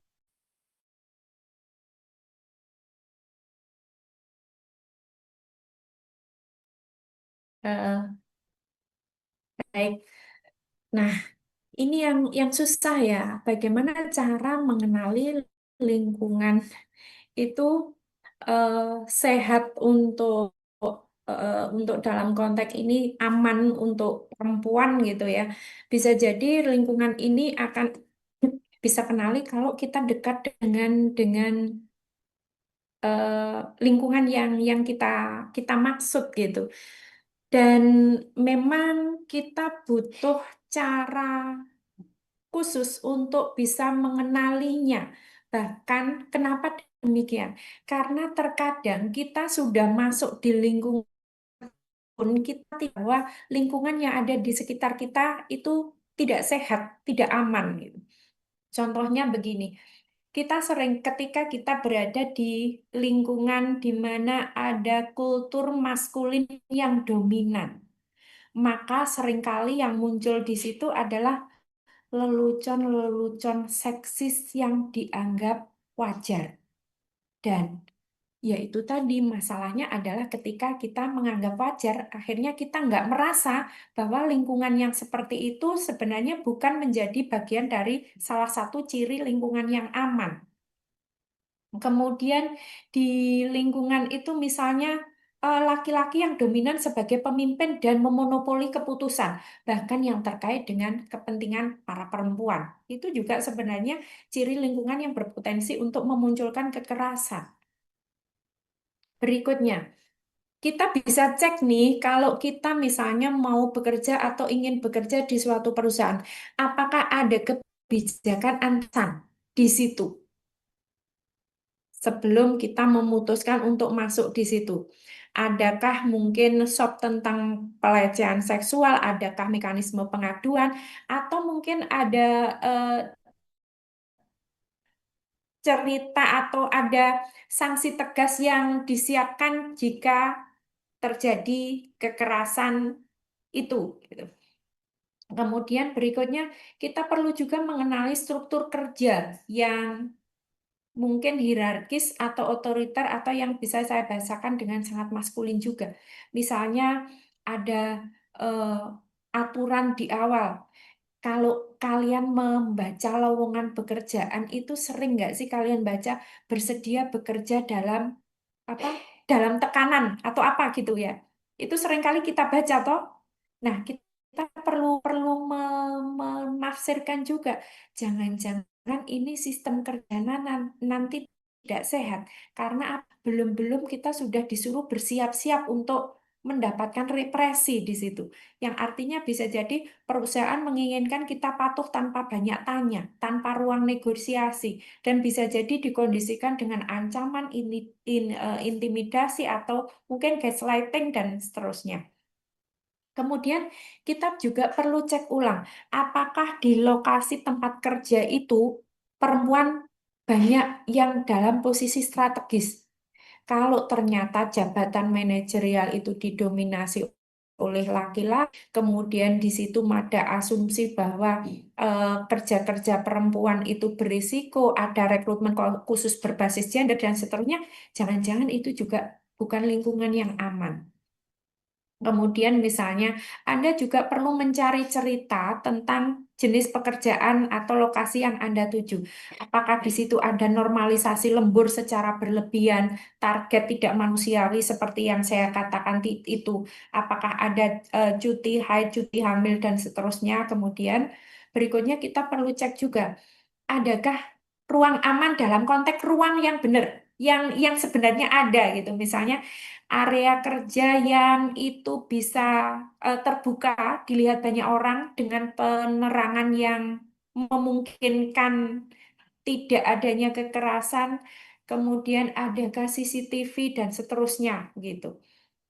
Jadi kemudian yang perlu juga kita cek ulang sebelum kita menerima suatu pekerjaan atau mencoba masuk di situ, kontrak kerja. Kontrak kerja seringkali hanya sepihak dari perusahaan. Perusahaan seringkali menyodorkan ini kontrak kerja yang harus Anda tanda tangani kalau mau bekerja di sini. Nah, posisi ini sudah dalam posisi yang hierarkis di mana calon pekerja atau buruh itu berada pada posisi yang subordinan. Perusahaan akan selalu kalau nggak mau terima ini ya sudah jangan bekerja di kami. Nah, itu salah satu kerentanan yang juga kita miliki yang yang harusnya ini menjadi salah satu wilayah prioritas yang mestinya disepakati oleh seluruh serikat pekerja. Yang artinya harusnya serikat pekerja itu memiliki suatu draft itu tentang kontrak kerja yang sifatnya mendasar, yang itu harusnya ditawarkan oleh para buruh di seluruh Indonesia. Kalau semua buruh sepakat dengan draft itu dan menawar dengan cara yang sama, maka sebenarnya perusahaan bisa jadi harus menerima, karena kalau dia nggak mendapatkan buruh, mereka juga tidak akan berproduksi. Begitu.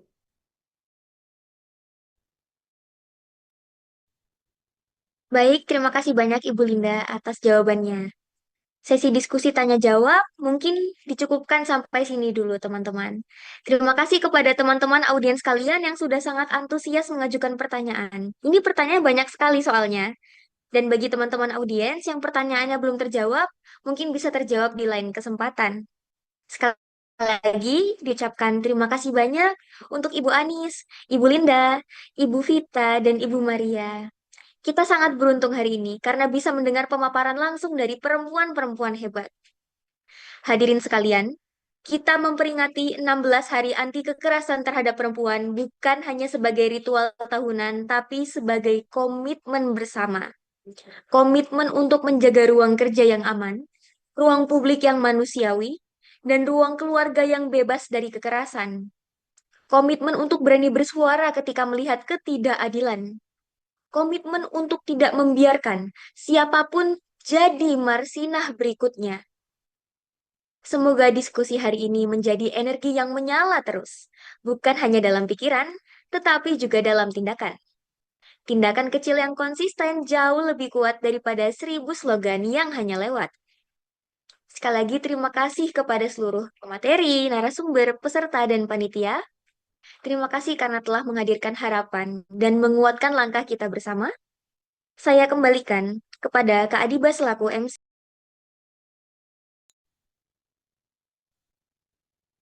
Baik, terima kasih kepada Kak Orin selaku moderator yang telah memandu jalannya kegiatan diskusi publik pada hari ini.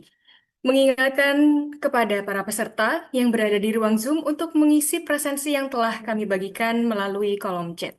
Kepada para peserta dipersilahkan untuk mengisi presensi terlebih dahulu.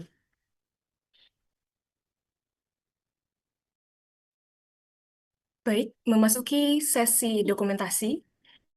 Diharapkan kepada peserta Zoom untuk menyalakan kameranya. Sesi dokumentasi akan dilakukan dalam gaya atau simbol lawan kekerasan dengan mengangkat tangan di depan dada seperti ini. Boleh ditiru, teman-teman? Ini akan saya mulai dari layar pertama. Dalam hitungan 1, 2, 3. Baik, dilanjutkan menuju layar kedua dalam hitungan 1, 2, 3. Berlanjut ke layar ketiga dalam hitungan 1, 2, 3. Layar keempat 1, 2, 3. Dan juga layar terakhir 1, 2, 3. Baik, kami ucapkan terima kasih. Dengan ini, sampailah kita pada penghujung acara. Disampaikan terima kasih kepada para pemateri, moderator, serta audiens yang telah hadir dalam kegiatan diskusi publik dengan judul Ingatlah Marsinah Lawan Kekerasan Terhadap Perempuan. Saya Raihana Adiba, sebagai Master of Ceremony pamit undur diri. Mohon maaf atas kekurangan baik dalam perkataan maupun perbuatan. Kami akhiri. Wassalamualaikum warahmatullahi wabarakatuh. Salam, Om Santi Santi Om, Namo Buddhaya, salam kebajikan dan salam sejahtera bagi kita semua. Hidup perempuan yang melawan. Hidup.